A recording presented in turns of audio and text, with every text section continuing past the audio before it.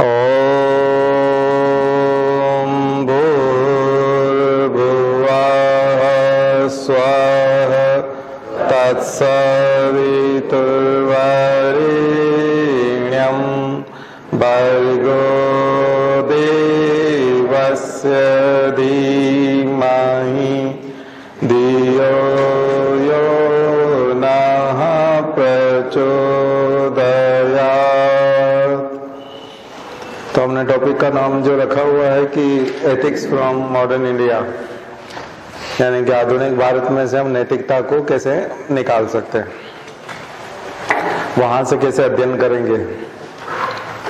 तो ये वाला आइडिया तो बहुत अच्छा है कि हम नैतिकता को वहां से अध्ययन करना चाहते हैं, मॉडर्न इंडिया से। और जैसे जैसे हमारा संविधान बना, जैसे जैसे हमारे यहाँ राजनीतिक चेतना आई और स्वतंत्रता संघर्ष परवान चढ़ा, उस दौरान लोगों में कितनी नैतिकता थी, हमारे नेताओं में कितनी नैतिकता थी, उस नैतिकता को हम अपने सिविल सर्वेंट्स में चाहते हैं, उस लेवल की नैतिकता। थोड़ा सा मुश्किल तो है, मुश्किल दौर इसलिए है कि वर्तमान जो समय चल रहा है वो भौतिकवादी समय है, बहुत ज्यादा भौतिकवाद है, भोगवाद बहुत है, मटेरियलिज्म भी बहुत है, यूटिलिटेरियनिज्म भी बहुत है। हर चीज उपयोगिता पे निर्भर करती है कि इसकी उपयोगिता क्या है। आज के हमारे रिश्ते हैं जो हम लोग मेंटेन करते हैं, वो रिश्ते भी हम लोग, रिलेशन भी वही मेंटेन करते हैं उपयोगिता के आधार पर कि हमारे कितना काम आएगा। हम शादी ब्याह में भी यहाँ तक निमंत्रण देते हैं तो उस पर कि हमारे बहुत काम आता है, इसलिए इसको बुलाना चाहिए। हमको भी ये बुलाता है या फिर हमारे काम आता है, ये आधार होता है। तो क्या यही आधार होना चाहिए रिलेशन का, या इस आधार पर कि ये इसके पास कितना है, कितना महत्वपूर्ण है। इस जमाने में स्वतंत्रता संघर्ष के आदर्शों की बात करना बहुत बहुत अलग चीज है। अभी के अधिकारी जो हैं वो उतने आदर्श रह पाएंगे क्या जितना लाल बहादुर शास्त्री सोचते थे, या भगत सिंह सोचते थे, या गांधी जी सिंप्लिसिटी की बात करते थे। क्या हमारे अधिकारी उस सिंप्लिसिटी को फॉलो कर सकते हैं? कर सकते हैं। तनख्वाह तो इतनी तो मिलती है कि वो अच्छे कपड़े भी पहन सकता है ईमानदारी से, अच्छे मकान में भी रह सकता है और बच्चों को पढ़ा भी सकता है। लेकिन जो भौतिकवाद है और जो भोगवाद है वो इतना ज्यादा मटेरियलिज्म है कि इतनी वस्तुएं उपलब्ध है मार्केट में, ब्रांडेड चीजें और विज्ञापन जो बराबर महसूस कराते हैं कि आप पुराने हो चुके हो और आपको नया खरीदना चाहिए। ये जो बाजारवाद है ये इतनी आसानी से ईमानदार नहीं रहने देता। इसलिए स्वतंत्रता संघर्ष के आदर्शों को आपको और ज्यादा कठोरता से लागू करना पड़ेगा। तो क्या ये लागू कोई संस्थाएं करेंगी तब जाकर हमारे अधिकारी उस प्रकार से रहेंगे? थोड़ा आपको समझना पड़ेगा कि 5 चीजों का कल मैंने आपको बताया था मिलन हो जाता है राष्ट्रवाद में। जैसे आर्थिक चीज भी बताई थी, स्पिरिचुअल भी बताया था, राजनीति भी बताई थी। ऐसे ही किसी भी ब्यूरोक्रेट की जिंदगी की जो पर्सनालिटी है या जो उसकी जो पर्सनालिटी है या उसकी जो जिंदगी है उसमें कई तत्वों का समावेश होगा, बहुत सारे उसके प्रेरणा स्रोत होंगे। जब उसके प्रेरणा स्रोत आध्यात्मिक तौर पर कुछ होंगे तो फिर उसमें एक सेटिस्फेक्शन आएगा। आध्यात्मिक तौर पर सेटिस्फेक्शन आता है तो भी वो वस्तुओं से दूर भागता है। पॉलिटिकली अगर वो करेक्ट है और अच्छे लोगों के साथ जुड़ा हुआ है और उसको लगता है वो अच्छी विचारधारा को फॉलो कर रहा है तब उससे भी एक सेटिस्फेक्शन आता है। और परिवार के रूप में यदि वो संतुष्ट है, उसको परिवार ठीक ठाक मिला, पत्नी भी ठीक है, बच्चे भी ज्यादा डिमांड नहीं करते, पत्नी भी डिमांड नहीं करते, तो भी एक सेटिस्फेक्शन आता है। तो इस पे डिपेंड करता है कि वो जो ब्यूरोक्रेट है उसकी शादी किससे हुई है,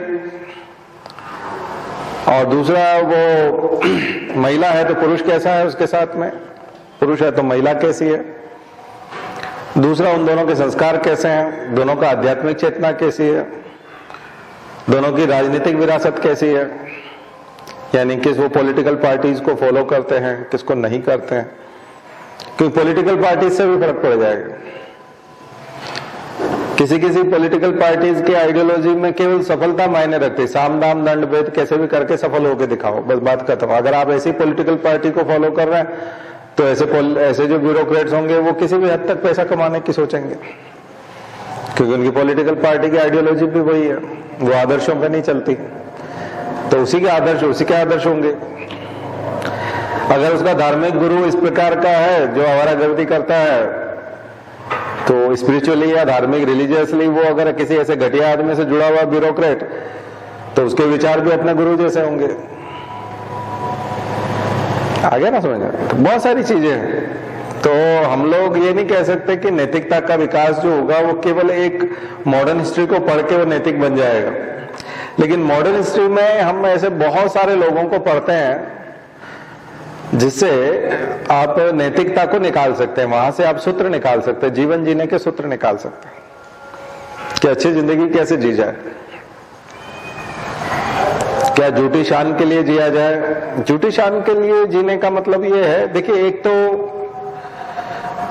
ब्यूरोक्रेसी में बहुत ज्यादा विचारों का आदान प्रदान या परिवारों का आदान प्रदान उस लेवल पे होता नहीं है, संस्कारों के लेवल पे नहीं होता, ध्यान रखें।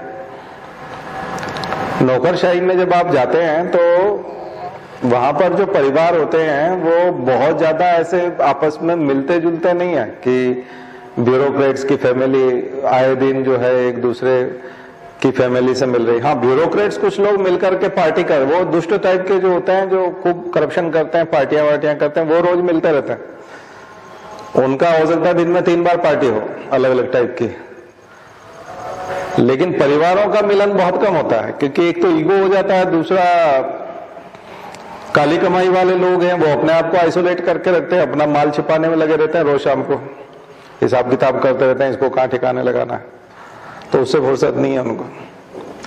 जो ढंग के लोग हैं वो अपने परिवार पे थोड़ा बहुत समय मिलता है तो परिवार पे ध्यान देते हैं, अपने बच्चों को श्रेष्ठ बनाने की कोशिश करते हैं कि उनको कंपटीशन में लेके आए, उनको कहीं न कहीं अच्छा स्थान दिलाएं, क्योंकि हम करप्शन तो करते नहीं है।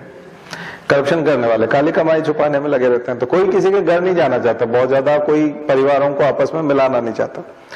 इसलिए ये जो कंपटीशन है कि आवारागर्दी में या इसमें कंपटीशन करेंगे कि इसके पास आप थोड़ा बहुत पता चलता है, किसी ने सौदा किया है, किसी ने 2 करोड़ का मकान कहीं ले लिया है, 4 करोड़ का ले लिया है, तो पता चल जाता है ग्रुप में कि उसने लिया है, अच्छा तुम क्या कर रहे हो तो थोड़ा बहुत ऐसे सूचना एक दूसरे से दूर से मिलती है, तो फिर उससे भी फर्क पड़ता है। तो मैं आपको थोड़ा रियलिटी में भी ले जा रहा हूँ कि जब आप बन जाओगे, क्योंकि वो जो प्रश्न आते हैं ना 4th पेपर के, उसमें थोड़ा बैलेंस करना बहुत जरूरी है, क्योंकि वो जो उदाहरण देता है वो इस टाइप से देता है। दूसरी चीज ये है कि जो समाचार करंट अफेयर्स में आप जो चीजें पढ़ते हो और जो चीजें चल रही है उसमें जो हीरोज हैं या जो रोल मॉडल हैं जिनको आइडियल्स मान सकते हैं, जैसे कि कई लोग जकरबर्ग को मानेंगे, कई अंबानी को मानेंगे या अजीम प्रेम जी को मानेंगे, इस तरह से कई सारे लोग हो सकते हैं, बिलियनर हैं कोई सारे, इंटरनेशनल लेवल पे भी नेशनल लेवल पे भी। उनकी तुलना करेंगे तो वो अनापशन आप पैसा कमा रहे हैं, ये भी अनापशन आप पैसा कमा सकते थे। बीटेक करने के बाद IITian होने के बाद में यदि ज्वाइन कर लेते अमेरिका का कोई भी जॉब कंपनी ज्वाइन कर लेते तो उनका भी पैकेज बिलियंस में नहीं था, लेकिन कम से कम मिलियंस में वो भी जीवन के किसी हिस्से में पहुंच सकते थे। तो असंभव नहीं था, लेकिन वो उसको त्याग करके राष्ट्र सेवा के लिए इसमें आ गए, IAS में आ गए। तो यहाँ जब उन लोगों को देखते हैं, ऐसी खबरें सुनते हैं, या फिर वो जब आए थे 15-20 साल पहले तब उनने वैसा नहीं सोचा था, और अब माहौल इतना बदल गया है कि चारों तरफ पैसे वालों का बोलबाला है और वो पैसा फेंक के कोई भी काम करा लेते हैं। तो यह आदमी ठगा सा महसूस करता है कि मैं बेवकूफ हूँ, मैं राष्ट्र सेवा के नाम पे इसमें लगा हुआ हूँ और मात्र 1.5 लाख रुपए 1 लाख रुपए मेरी तनख्वाह है, मैं बेवकूफ बना जा रहा हूँ और मेरे साथ वाले कहाँ से कहाँ पहुंच गए। तो ये सब जो फ्रस्ट्रेशन में आपको कई तरह के दृश्य दिखा रहा हूं, इन सब में आपको अब संतुष्ट भी होना है, मटेरियलिज्म में भी नहीं पड़ना है, सेल्फ रेस्पेक्ट भी पैदा करना है, आत्म स्वाभिमान, खुद के स्वाभिमान वाला। एक और चीज मैं बताऊं आपको, एक बहुत इंपॉर्टेंट चीज है जो मैंने मेरे क्लास में भी शेयर की थी, कि जब हमको कोई आसानी से मूर्ख बना के जाता है तो हमारा स्वाभिमान जो होता है, जो हमारा सेल्फ रेस्पेक्ट होता है, वो टूट जाता है। तो हम लोग आसान शिकार भी ना हो किसी का कि कोई हमको आसानी से मूर्ख बना जाए। तो यदि कोई नेता, विधायक, मंत्री किसी आईएएस को मूर्ख बना करके एकदम से 100 करोड़ बना लेता है, सिग्नेचर उसके करा लिए, बना लिए उसने 100 करोड़, क्योंकि सिग्नेचर जितने भी होते हैं वो सब आईएएस के होते हैं। पैसा बनाते हैं मंत्री लोग, विधायक लोग, और सिग्नेचर वो करते हैं। तो इसमें धीरे धीरे उसके वैचारिक पतन भी होने लगता है, उसका दिमाग खराब होने लगता है कि मैं सिग्नेचर करता हूं, मैं जैसे सिग्नेचर करता हूं 40 करोड़ मिल जाते हैं मंत्री को, मैं जैसे सिग्नेचर करता हूं 200 करोड़ मिल जाते हैं।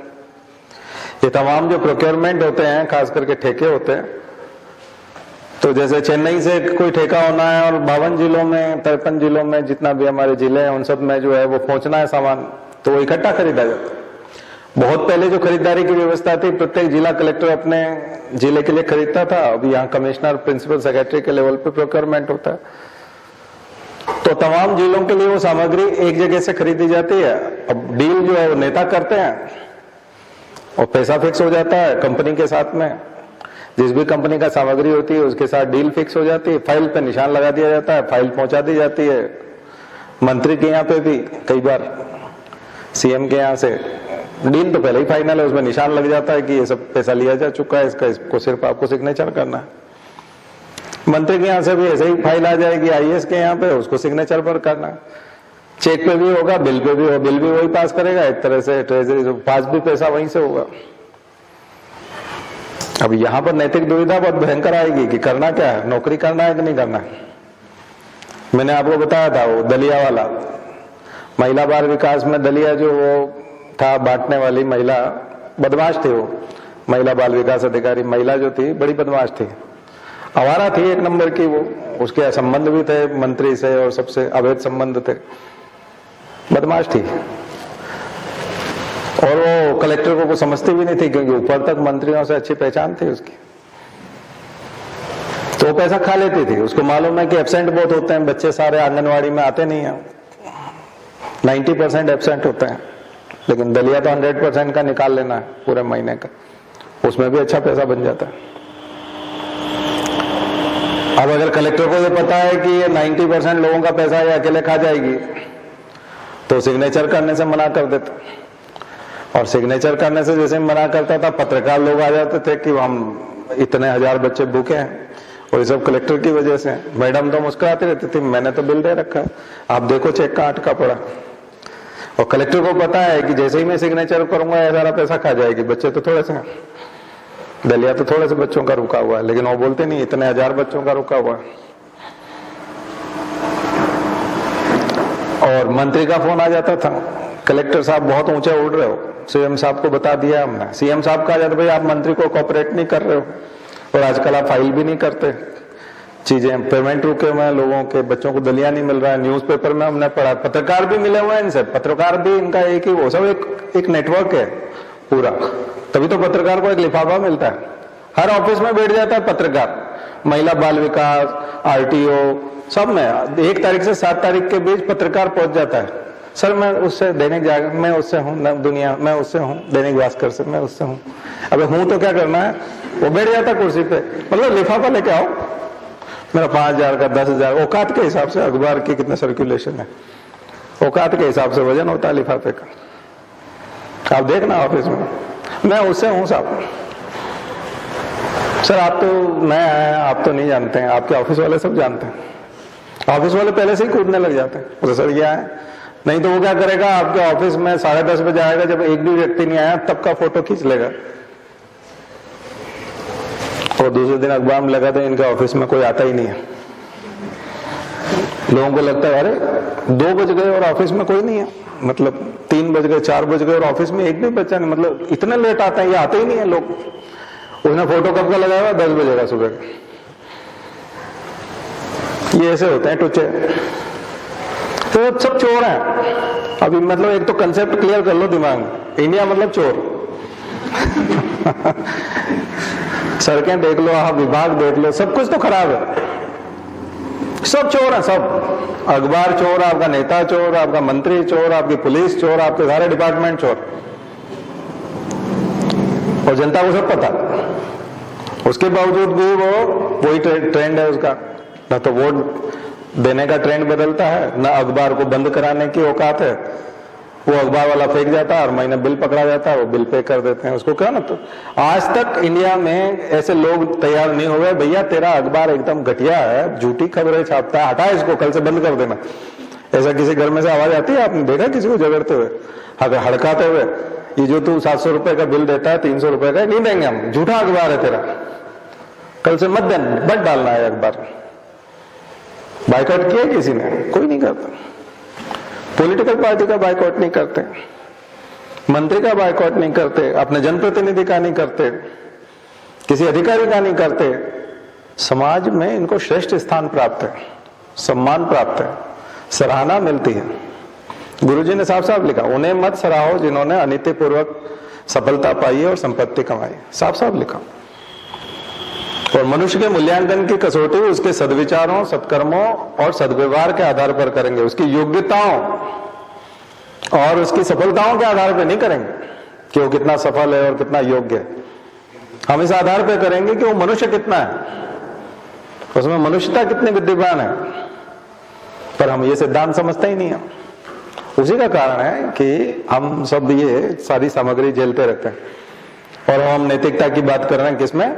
ब्यूरोक्रेट्स में। क्योंकि पेपर है हमारे चौथा पेपर जो है, तो एक तो ये मान के चलना पड़ेगा ना कि चारों तरफ चोरी है। तो उस कलेक्टर को मजबूरन जब चारों तरफ से बदनामी होने लगी, तो फिर मैं भी उसके साथ था, सपोर्ट कर रहा था उसको कि हाँ यार अपने को नहीं करना चाहिए सिग्नेचर, और ये इस मैडम को तो सबक सिखाना है, बदमाश है। तो बोले यार अब तो करना पड़ेंगे ना, मतलब तो सीएम का फोन भी आ गया, अब क्या कर सकते हैं। मैं कहा करो, फिर क्या कर सकते हैं। और जैसे ही करो उसके भाव बढ़ के मैडम फिर ऑफिस के सामने से निकलती थी, जब भी देख करा लिया ना हमने, देखो क्या क्या कर लिया तुमने ना। हमने कहा बोला ये बड़ी बदमाशी है, करें तो करें क्या, मतलब ये तो बड़ा बेकार स्थिति है। ऐसे में नैतिकता की स्थापना कैसे करोगे, ऐसे में ईमानदारी कैसे लाओगे? तो मैं तो आपको केस स्टडी बता रहा हूं और रियल जो फील्ड में हुई है वो बता रहा हूं। तो ये ऐसी नौबत आ जाती है कभी कभी, इसी को हम लोग कहते हैं प्रशासन में नैतिक दुविधा, एथिकल डायलेमा। तो एथिकल डायलेमा के समय में हम लोग क्या करें? तब हमको कहीं न कहीं स्वतंत्रता संघर्ष के आदर्शों में, तो फिर उसमें तो नौकरी भी चली जाए लेकिन परवाह नहीं करना है। अब नौकरी चली जाएगी तो डेफिनेटली कोई न कोई बदमाश आदमी आके बैठेगा, ट्रांसफर होके आएगा तो कौन आएगा? हमेशा अच्छे आदमी का जब ट्रांसफर किया जाता है तो बदमाश जो नेता को सूट करता है वैसे आदमी लाके बिठाया जाता है। तो फिर तो उनका काम और आसान हो जाता है। उसके बाद आपकी नौकरी छोड़ने जाने से तो उनका जश्न हो गया। तो क्या उनको खुश होने का मौका दिया जाए? नहीं, ये भी नहीं करना है। तो बड़ा मुश्किल है। जॉब करना है तो देखो, आप जाओगे जॉब में और पहले ही दिन सबसे भ्रष्ट आदमी से जाके मिल लोगे।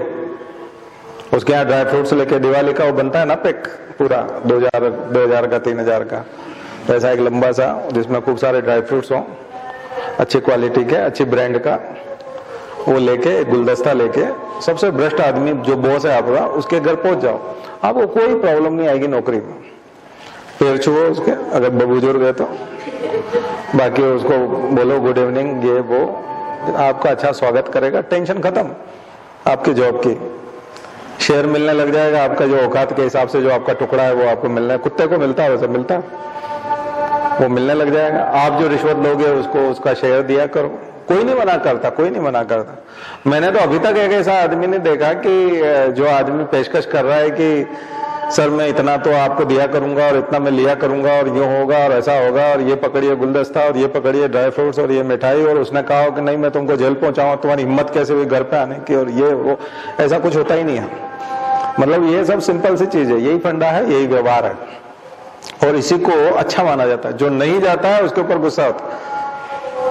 हम जॉब में गए तो जब हम नहीं गए तो हमारे मंत्री भी और हमारे जो वो थे बड़े अधिकारी, वो दोनों ही बोले आप आए नहीं। मैंने कहा कहाँ आना है भाई, मतलब हमको सरकार के लेटर में ये लिखा हुआ था कि आपको लेटर वहां ज्वाइन करना है तो उसे ज्वाइन करना है, हमने ज्वाइन कर लिया।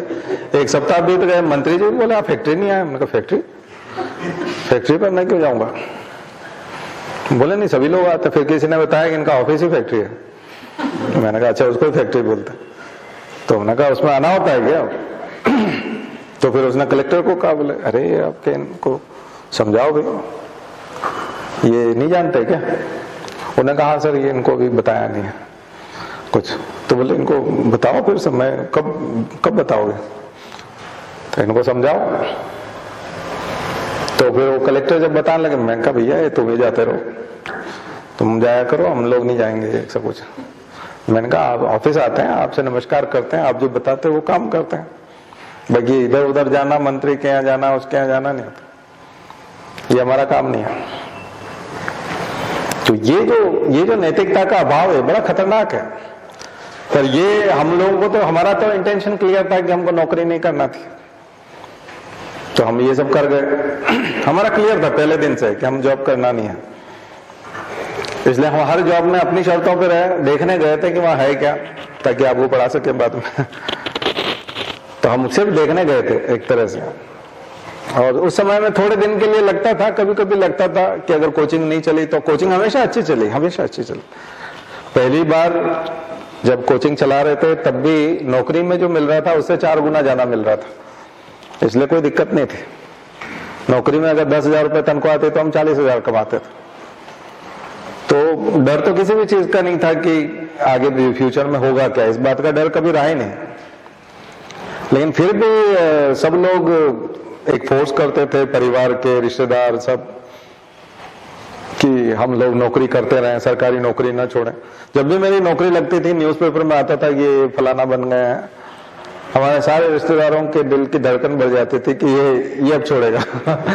अब एक खबर आएगी कि इन्होंने छोड़ दी। तो वो उनको पहले से पता रहता था कि ये करेगा नहीं, इसलिए कई लोग फोर्स भी डलवाते थे। कोई भी समझदार आदमी कहीं मिलता था तो उसको बोलते थे आप इनको समझाओ, हमारे जो रिश्तेदार हैं इनको समझाओ कि नौकरी ना छोड़ें। फिर हम कहते थे नहीं, वहां 10 मिलते हैं, हम 40 कमाते हैं, आपको दिक्कत क्या है, आपको क्या प्रॉब्लम, हम तो अच्छी स्थिति में हैं, आपको क्या दिक्कत है। बोले नहीं फिर भी सरकारी नौकरी होती है और परमानेंट होती है और ये होता है और वो होता है। हमने कहा ऐसा भी क्या होता है उसमें। वो उसी ऊपर के इनकम से इंप्रेस रहते थे कि आपको ये जो पोस्ट मिली है इसमें तो इतना, हमारे वो जो थे वो तो इतना करोड़ था उनके पास, तो इसका मतलब इस वाली पोस्ट पे तो इतना करोड़ तक पहुंच जाता है आदमी। मैंने कहा नहीं, नौकरी में तो पहुंचता नहीं है, वो तो ऊपर से लेता है तो पहुंचता है, और हमको वो लेना नहीं है। मेरी पहली तनख्वाह निकालने के लिए जब मैं गया तो 3 साल से उस पोस्ट पे जो था उससे मैंने बोला कि चलो बैंक चलते हैं, तनख्वाह जमा हो गई है। तो बोले बैंक क्यों जाना है। मैंने कहा वो उस जमाने में तो बैंक से ही निकालते थे। तो वो बोलता है नहीं मैं तो 3 साल से गया नहीं हूं। मैंने कहा फिर तुम्हारा काम कैसे चलता है। बोले तनख्वाह तो 6,000 रुपये है, मुझे तो हर रोज ही 50,000 रुपये आते हैं, रोज 50,000 रुपये आते हैं उसके पास, और तनख्वाह तो मात्र 6,000 रुपया। तो मैं तनख्वाह क्यों निकाला, 3 साल से वो कभी बैंक ही नहीं गया। बोले मुझे तो पता ही नहीं कैसे निकालते हैं, फॉर्म ही नहीं डाला मैंने, विड्रॉल फॉर्म ही नहीं डाला कभी। मैं तो जब से आ रहा हूं इतना पैसा आता है कि मैं इसी को ठिकाने लगाने में लगा रहता हूं, तनख्वाह का तो कोई मतलब ही नहीं है। तो ये ऐसे लोगों के बीच में जब आप पहुंच जाओगे तब आपको वो सब चीजें जो है वो याद आएंगी कि कैसे हम लोग इस नैतिकता का निर्वाह करें। क्योंकि अगर आपका बिगड़ना है, आपने तय कर लिया है कि मुझे भी 50,000 रुपये रोज कमाना है, तो आप व्यावहारिक आदमी, नेता के खास आदमी, बॉस आपको पसंद कर रहा है, जनता आपको पसंद कर रही है, कहीं कोई पंगा नहीं है।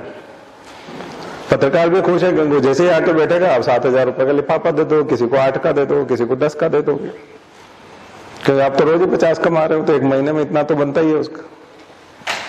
बॉस बोल देगा कि 2 लाख रुपए मुझे दे दो तो उसको दे दो। ये तो बहुत आसान है। आसान जिंदगी जीना हो तो करप्ट हो जाओ, बदमाश हो जाओ, करप्ट हो जाओ, गलत में हाँ भराने लगो, और जैसा बॉस आपको गलत सही काम बोले वो करने लग जाओ।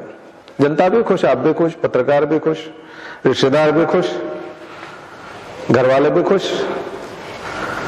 और अगर आप गायत्री परिवार में आए हो, गुरुजी की बात सुनी है, अखंड ज्योति पढ़ी है, तो फिर आप बहुत दुखी हो जाओगे। आपकी आत्मा आपका साथ नहीं देगी, फिर बीमारियां घेर लेगी, नींद नहीं आएगी।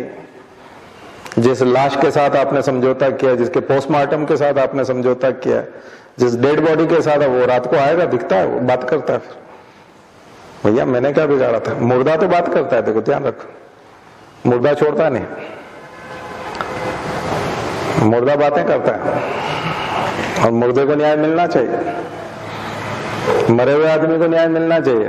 और आप जिस जॉब में जाओगे वहां सबसे ज्यादा मरे हुए आदमियों पे पैसा बहुत लगाया जाता है।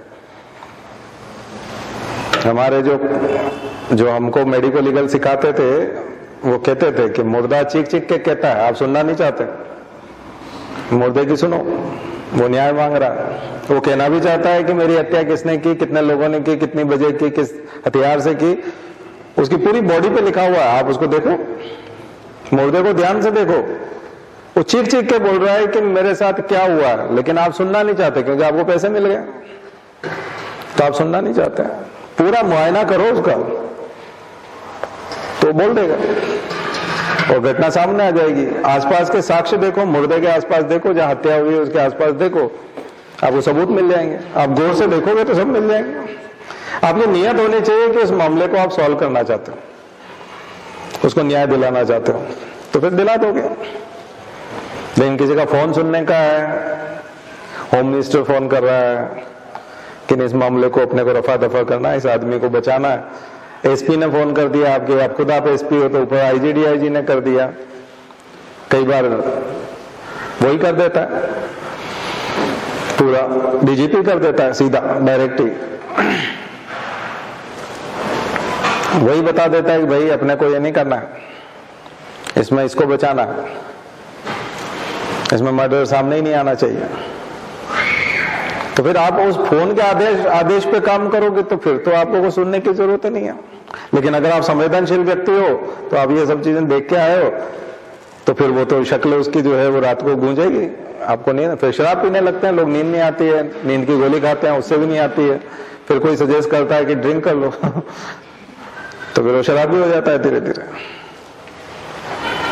इसलिए अधिकांश ऑपरेशन करने वाले, पोस्टमार्टम करने वाले, इस प्रकार के जो गलत फैसला सुनाते हैं जज, वो सब ऐसे ही शराब पार्टी में, फिर उससे क्या थोड़ा सा दिमाग इल्यूजन वो हो जाता है ना, उसमें चला जाता है, भ्रम में चला जाता है, तो उसको लगता है नहीं सब कुछ ठीक ठीक है। फिर जब होश आता है फिर काटने को दौड़ता है, फिर पीता है। तो कई बार सुबह सुबह पी लेते हैं लोग 9 बजे, देखे ना ऐसे लोग, हाँ, ऑफिस जाने से पहले 9 बजे पी के जाते, क्योंकि फिर ऑफिस में आंखें लाल होती है, उनका होश ही नहीं होता, धीरे धीरे अपना सब कुछ खत्म कर लेता है आदमी। तो इसीलिए स्वतंत्रता संघर्ष में ये आदर्श देखोगे तो वहां से आपको बल मिलेगा। है ऐसे ऑफिसर, लूप लाइन मिलती है उनको हटा देते हैं, ये बात है कि ऐसे लाइन को, ऐसे लोगों को एकदम काम में नहीं लगाया जाता, फ्रंट पे नहीं रखा जाता। कई बार आपको हटा देंगे, लूप लाइन में डाल देंगे, कई बार आपकी बदनामी कर दी जाएगी कि आपसे ये काम नहीं हो रहा है, आपने बिगाड़ दिया है काम, और आप इस लायक नहीं है इसलिए आपको हटाया जा रहा है। न्यूज़पेपर में ये स्टेटमेंट होगा, जबकि आप ईमानदार हैं इसलिए हटाया जा रहा है ये नहीं बताएंगे। आप नालायक हैं इसलिए हटाया जा रहा है, और अब लायक ऑफिसर को लाया जा रहा है, जो बदमाश है उसको लायक बताया जाएगा। पर ये खून का घूंट भी जो है आपको पीना पड़ेगा, अपमान का घूंट पीना पड़ता है, पर आप गलत काम नहीं करेंगे तो फिर आपका कुछ नहीं हो सकता। सिविल सर्विसेज का ये फायदा है, आईएएस, आईपीएस, आईआरएस, तभी तो वो समीर वानखेड़े बार बार बोल रहा है कि राष्ट्रपति ने मुझे नौकरी दी है, नवाब मलिक तुमने नहीं दी है, और ये इतनी आसानी से जानने वाली नहीं है, जबकि वो एकदम गलत काम कर रहा है। उसके सर्टिफिकेट भी झूठे, उसकी भर्ती झूठी, उसका मतलब पूरा शुरू से आखिरी तक उसके उसमें झूठ और षड्यंत्र ही है। और इसमें भी पूरा पूरा दिख रहा होगा, अब तो आपको सब कुछ क्लियर हो गया कितना बड़ा झांसा है। मैं तो पहले ही बोल रहा था, पर वो आईआरएस जो बन गया ना, तो वो वाकई में इतनी आसानी से नहीं जाती। यूपीएससी में सबमिट करना पड़ेगा, यूपीएससी फिर वही रिकमेंड करेगी डिपार्टमेंट को, और फिर वही प्रोसीजर बहुत लंबा है उसका। तो ओबीसी का सर्टिफिकेट भी वो जो एससी वाला सर्टिफिकेट है उसको डिनाई करने के लिए भी, क्योंकि उसका जन्म हुआ था वो मुसलमान थे, उसके पिताजी, उन्होंने मुस्लिम धर्म धारण किया था, और माँ तो मुसलमान थी, तो जन्म के समय में वो मुसलमान थे, तो जन्म के समय में ही तो तय होगा ना कि वो मुस्लिम है।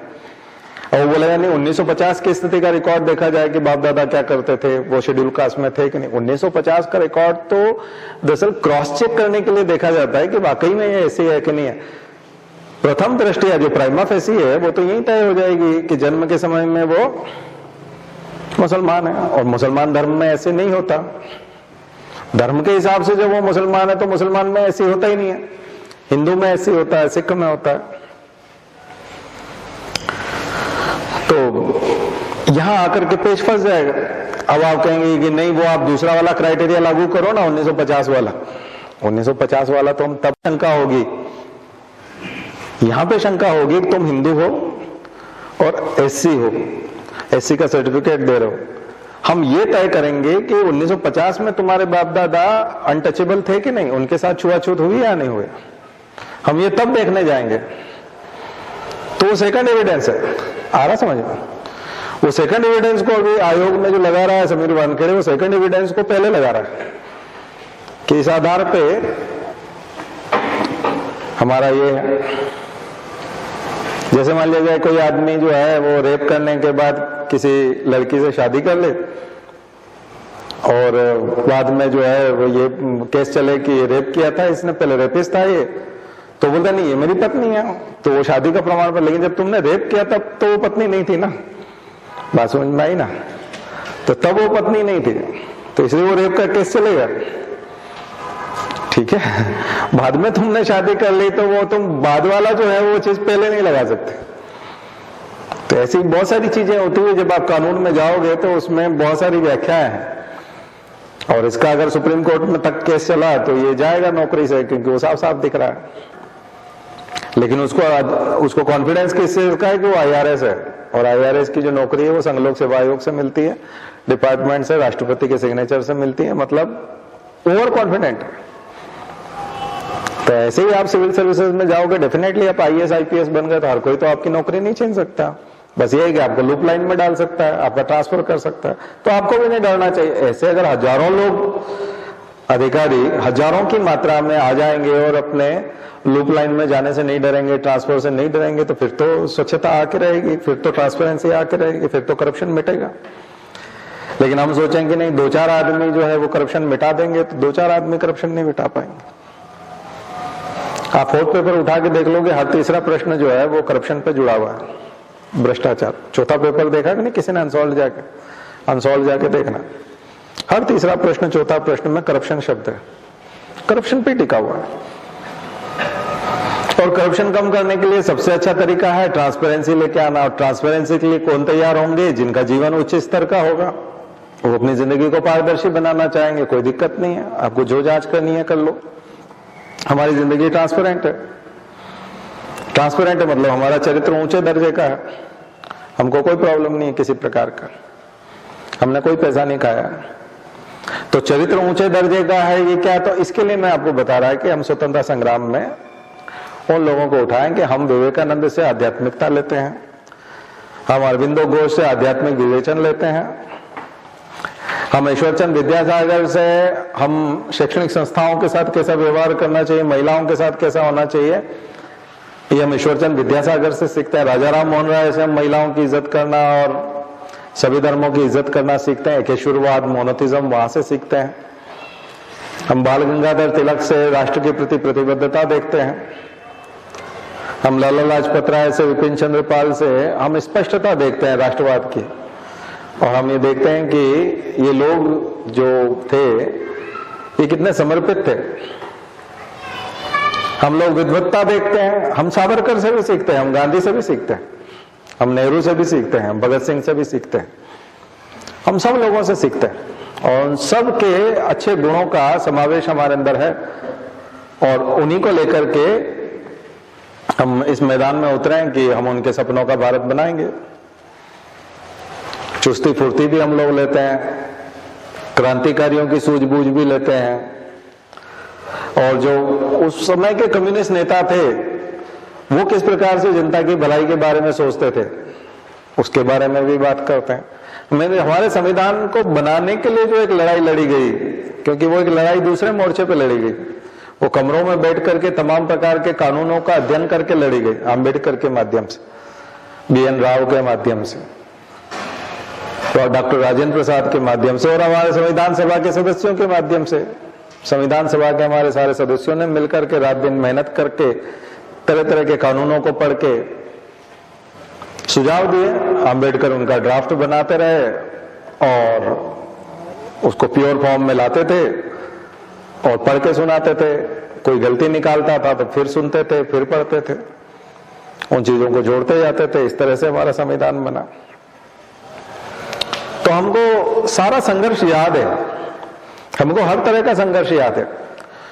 उस समय के जो समाचार पत्र थे, उस समय के जो पत्रकार थे, गणेश शंकर विद्यार्थी से लेकर के तमाम जिनके नाम पे पुरस्कार दिए जाते हैं पत्रकारों को, उस समय के पत्रकार अगर इतने भ्रष्ट होते और अंग्रेजों से लिफाफा लेने वाले होते तो फिर कैसे काम चलता। उस समय के न्यूज़पेपर खुद पत्रकार थे, गुरुजी हमारे लीडर नाम के अखबार में लिखते थे, आगरा से निकलता था।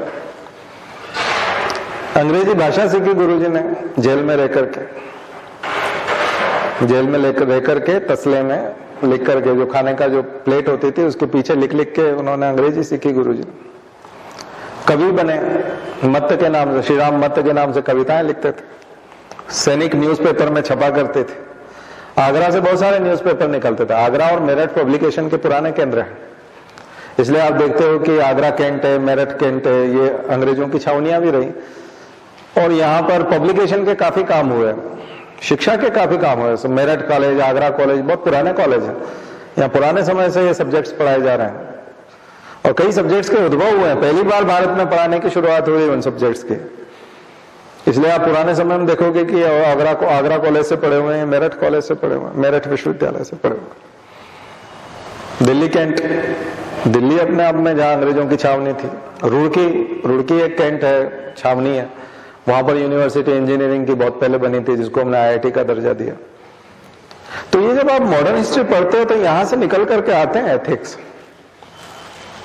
इन विश्वविद्यालयों से निकले हुए लोग, यहाँ के प्रोफेसर महादेव गोविंद रानाडे, पूना का कौन सा कॉलेज, फर्गुसन कॉलेज, पूना के फर्गुसन कॉलेज से महाराष्ट्र की क्रांति निकली हुई है।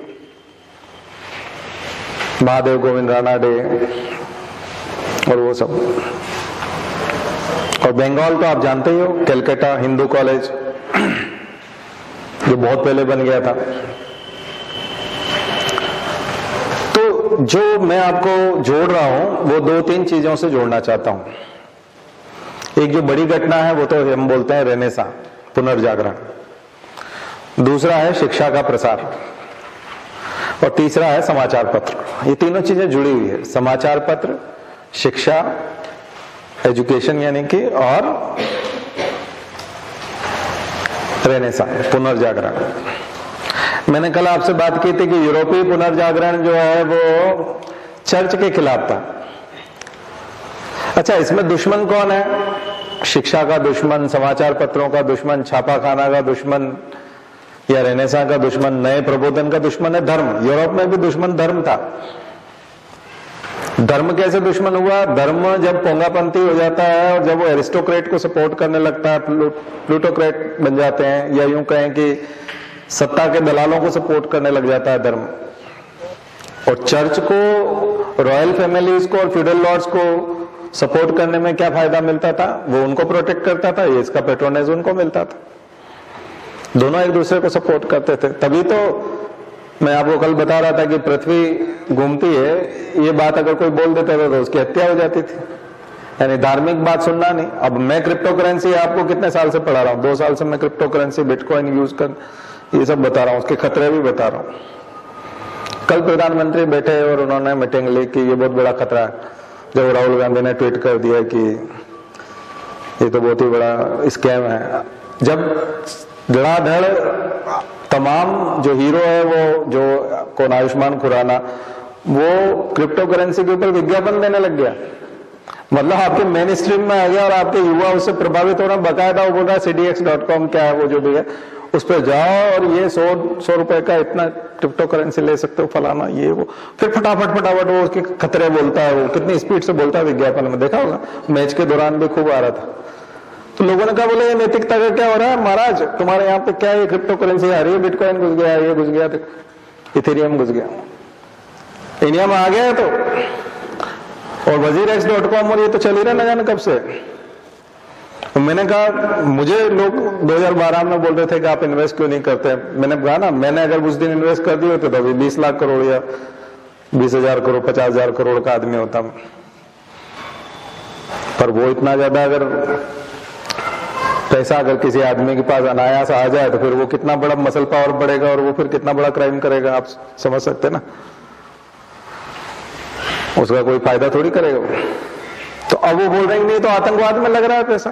बिटकॉइन। तो हम तो वही तो साइंस एंड टेक्नोलॉजी में यही तो पढ़ा रहे थे उस दिन हम आपको क्रिप्टो करेंसी में, कि क्रिप्टो करेंसी के माध्यम से अगर मान लीजिए पे करेंगे, अब कोई मार्स पे जाएगा तो कोई रुपए पैसे डॉलर में तो पे करेगा नहीं, क्रिप्टो करेंसी से ही पे करेगा। तो मार्स मिशन जो है एलन मस्क का, और ये जो चीजें एलन मस्क बोल रहा है मैं कार देता हूँ आपको टेस्ला की क्रिप्टो करेंसी में, आप बिटकॉइन में आप कार ले लीजिए, प्लॉट लेना है प्लॉट ले लीजिए, मकान लेना है मकान ले लीजिए, आपको विदेश में रहना है विदेश, भाई आप पासपोर्ट तो सबके बना ही रहे हो, वीजा दूसरे देश दे ही रहे हैं। तो जिन देशों में क्रिप्टो करेंसी, एल सल्वाडोर पहला देश है जिसने सबसे पहले अलाउ किया है, तो कोई जाकर के नागरिकता ले ले तो मालिया भी नहीं कहलाएगा ना। मैं ले लेता हूँ 50,000 करोड़ और 50,000 करोड़ रुपए मेरे पास, और मैं एल सल्वाडोर की नागरिकता ले लूं और वहां अच्छा सा महल बनाऊं और उसमें रहूं, या फिर कोई आइलैंड खरीद लूं क्रिप्टो करेंसी में, वहां रहूं और उसी में अपना राज चलाऊं, जैसा वो चला गया किलासा बना लिया उसने, चिन्मयानंद ने, क्या नाम है उसका साउथ वाला, नित्यानंद, वो आइलैंड खरीद के कंट्री बना के बैठ गया और राष्ट्राध्यक्ष है वहां का। अब आप क्या करोगे, उसके रूल चलेंगे, उसका कॉन्स्टिट्यूशन चलेगा, इंडिया का संत। तो इस लेवल पे यदि लोग चले गए तो फिर आप क्या करोगे, फिर तो आप लोग रुपया पैसा अपना लेके बैठे रहो, यहाँ पे रिजर्व बैंक भी अपना लेके बैठे रहो, कॉन्स्टिट्यूशन भी आपका गया, अंगूठा दिखा के चला गया। अब जाकर के अब आप मीटिंग कर रहे हो 13 तारीख को, यानी 13 नवंबर 2021 को मीटिंग कर रहे हो, जबकि लोग मुझे सजेस्ट कर रहे थे 2012 में। तो पढ़े लिखे होने नहीं होने का यही तो अंतर है यही तो अंतर है कि उसकी भयावहता को आदमी पहले समझ लेता है। यही मीटिंग भी कम से कम 5 साल पहले होनी चाहिए थी, या कम से कम 3 साल पहले तो हो ही जानी चाहिए थी, या पेंडेमिक में तो हो ही जाने थे जब बिटकॉइन आसमान छू रहा था, यानी कम से कम आज से 1 साल पहले तो ये मीटिंग होनी ही थी। सबसे मिनिमम बताऊं मैं आपको, तो कम से कम 1 साल पहले तो ये मीटिंग होनी थी, जो कल हुई है। कल आप बोल रहे हैं कि हम किसी भी बढ़ती हुई टेक्नोलॉजी का भी वो नहीं चाहते कि उसको रोकें, यानी हम ब्लॉकचेन टेक्नोलॉजी का इंपॉर्टेंस समझते हैं। ये लाइन तो खुद रिजर्व बैंक की लाइन है, ये लाइन तो खुद सुप्रीम कोर्ट की लाइन है, इसलिए उसने बैन नहीं लगाया, नहीं तो सुप्रीम कोर्ट ऑर्डर कर देता, सरकार से पहले वो कर देता। इसलिए कमेटी बनाई जाए, एक्सपर्ट्स हमें बताएं कि कितना आवश्यक है और ये कितना कितना हमको नुकसान पहुंचा सकता है, और कितना आतंकवादियों को फायदा कर सकता है उनकी फंडिंग में, टेरर फंडिंग में, और कितना ये इनको फायदा कर सकता है, और फिर सरकार को क्या स्टेप। तो यही एक्सपर्ट की कमेटी 1 साल पहले बनानी थी, 3 महीने वो रिपोर्ट दे देते, आपकी एक्शन हो जाती 9 महीने पहले। तो आज ये इतने धड़ाधड़ विज्ञापन नहीं आते, अब तो आम जनता को विज्ञापन दे रहा हो, आयुष्मान खुराना और जैसे हीरो, आपके जो मेन स्ट्रीम फिल्मों के हीरो हैं वो विज्ञापन लेके आ गए उसके ऊपर। हमारा सुप्रीम कोर्ट केवल ये बोल के गया कि हम इसको इलीगल नहीं बोलते, नॉट लीगल बोलते हैं।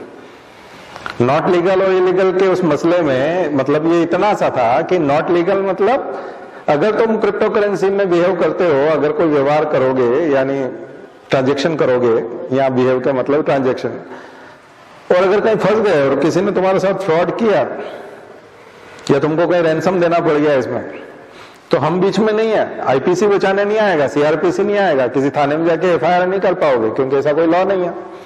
हमारी संसद ने अभी ऐसा कोई लॉ नहीं बना रखा है। मान लीजिए मैंने 2012 में वाकई में पैसा लगा दिया होता और आज मेरे पास $50,000 होते, है ना, या 50,000 करोड़ रुपए होते तो इतने रुपए मेरे पास होते और उसमें से 20,000 करोड़ जो है कोई मेरे साथ फ्रॉड करके ले चला जाता, या मैंने कोई कार खरीदी और उस कार का पासवर्ड जो उसने उसको हैक कर लिया कार को, और वो बोलता है इस कार का गेट तब खुलेगा जब आप मुझे इतना बिटकॉइन दोगे, और मुझे वो बिटकॉइन पे करके ही मैं अपनी कार का गेट खुलवा सकता हूं। तो ये तो एक तरह से धोखाधड़ी है, ये तो एक तरह से फिरौती है, रैंसम है। तो इसकी तो पुलिस में शिकायत होनी चाहिए, लेकिन पुलिस में शिकायत नहीं होगी क्योंकि वो बिटकॉइन में है। बात समझ में? या किसी ने मेरे साथ बैंक अकाउंट में गड़बड़ की, या मेरे बिटकॉइन अकाउंट में तो हो नहीं सकती गड़बड़, लेकिन अगर मान लीजिए कोई गलत ट्रांजेक्शन हुआ या कुछ हुआ, या वजीरx.com वाले ने या DLX को ने इसी ने गड़बड़ कर दिया जिसका विज्ञापन दे रहा CDX, तो मैं पुलिस में नहीं जा सकता क्योंकि कानून नहीं है। तो देश में जब इतने लाखों लोग लगे हुए हैं, इतना क्रिप्टो करेंसी चल रहा है, धड़ल्ले से चल रहा है, आतंकवादी यूज कर रहे हैं, बच्चे यूज कर रहे हैं, ड्रग्स में यूज हो रहा है, ये ड्रग्स जितने भी खरीदी जा रही है ये सब बिटकॉइन में खरीदी जा रही है। बिटकॉइन का एक्सेप्टेंस है पूरी दुनिया में, ऑल ओवर वर्ल्ड। और अब वो दूसरे ग्रहों पे भी होने वाला है। कल से कोई चंद्रमा जाएगा तो चंद्रमा पे, मून पे वो बिटकॉइन में ही तो करेगा ना ट्रांजेक्शन। तो जब इस गति से ये सब टेक्नोलॉजी चल रही है, ये कर रहे हो आप, मीटिंग अब कर रहे हो 13 तारीख को नवंबर को 2021 में, तो कितना डीले है। चीन 1.5 साल हो गया और एनएनबी का वो अपना बना के, तो आपने खुद की अपनी सेंट्रल बैंक की डिजिटल करेंसी बनाई नहीं, सीबीडीसी बनाने वाले थे, तो सीबीडीसी बना के फेंकना थी अभी तक, तो उसका लोग काउंटर करते, लोग बिटकॉइन में क्या जाते, हमारा सीबीडीसी खरीदे तो रुपये वाला होता, तो आपको बनाना चाहिए। तो ये इसीलिए ना कंटेम्परेरी होता है आपका एथिक्स भी। एक समय में वो चीज बिल्कुल बुरी थी। हमारे समय में जो स्कूल में 20 क्वेश्चंस होते थे वो बिल्कुल प्रोहिबिटेड थे। मतलब अगर 20 क्वेश्चन आप लेके आ गए तो हमारे टीचर हमको पूरा अनएथिकल मानते थे। मतलब ऐसा था कि तुमने मतलब सीधा अपनी माँ की हत्या कर दी, इसके बराबर, यानी सीधा मतलब तुम मातृ अपनी माँ की हत्या करने के बराबर है एक तरह से। मतलब तुम 20 क्वेश्चन पढ़ोगे। अपने यहाँ बीएनबी पढ़ते हैं ना, वो बीयू वाले सब, बीए वाले यही करते हैं, बीए बीएससी बीकॉम एलएलबी सब एक रात में पढ़ लेते। 90 पेज तो होते हैं उसमें। सुबह एग्जाम होते हैं, 5 प्रश्न उसी में से आते हैं। उसी को एजुकेशन मानते हैं कि ये एजुकेशन है, जबकि वो बोलते थे टीचर्स की टेक्स्ट बुक पढ़ो, वो ओरिजिनल टेक्स्ट बुक पढ़ो, ओरिजिनल पाठ्य पुस्तक निगम की वो किताब पढ़ो। ये बीच में गाइड कहां से आ गई? इसका मतलब तुम चोर हो, ये शॉर्टकट है। अब अब उसी टीचर का पोता जो है वही पढ़ रहा होगा, अब वो अपने बेटे का साइन नहीं कर पा रहा था, लेकिन पोता तो वही पढ़ रहा है। समय बदल गया, एथिक्स बदल जाते हैं कभी कभी। एक जमाने में था कि टीवी हम ऑन करते थे तो टीवी ऑन करने पे ही पिटाई हो जाती थी हमारे टाइम पे, और हमारे पिताजी अब 10-12 घंटे टीवी देखते जो पिटाई करते थे वो खुद ही 10-12 घंटे टीवी देखते रहते, हमेशा जब देखो तब ऑन ही रहता। कई बार नहीं देख रहे होते तो भी चल रहा होता, और हमारी तो इस बात में पिटाई हो जाती है तुमने टीवी ऑन ही क्यों कर दिया।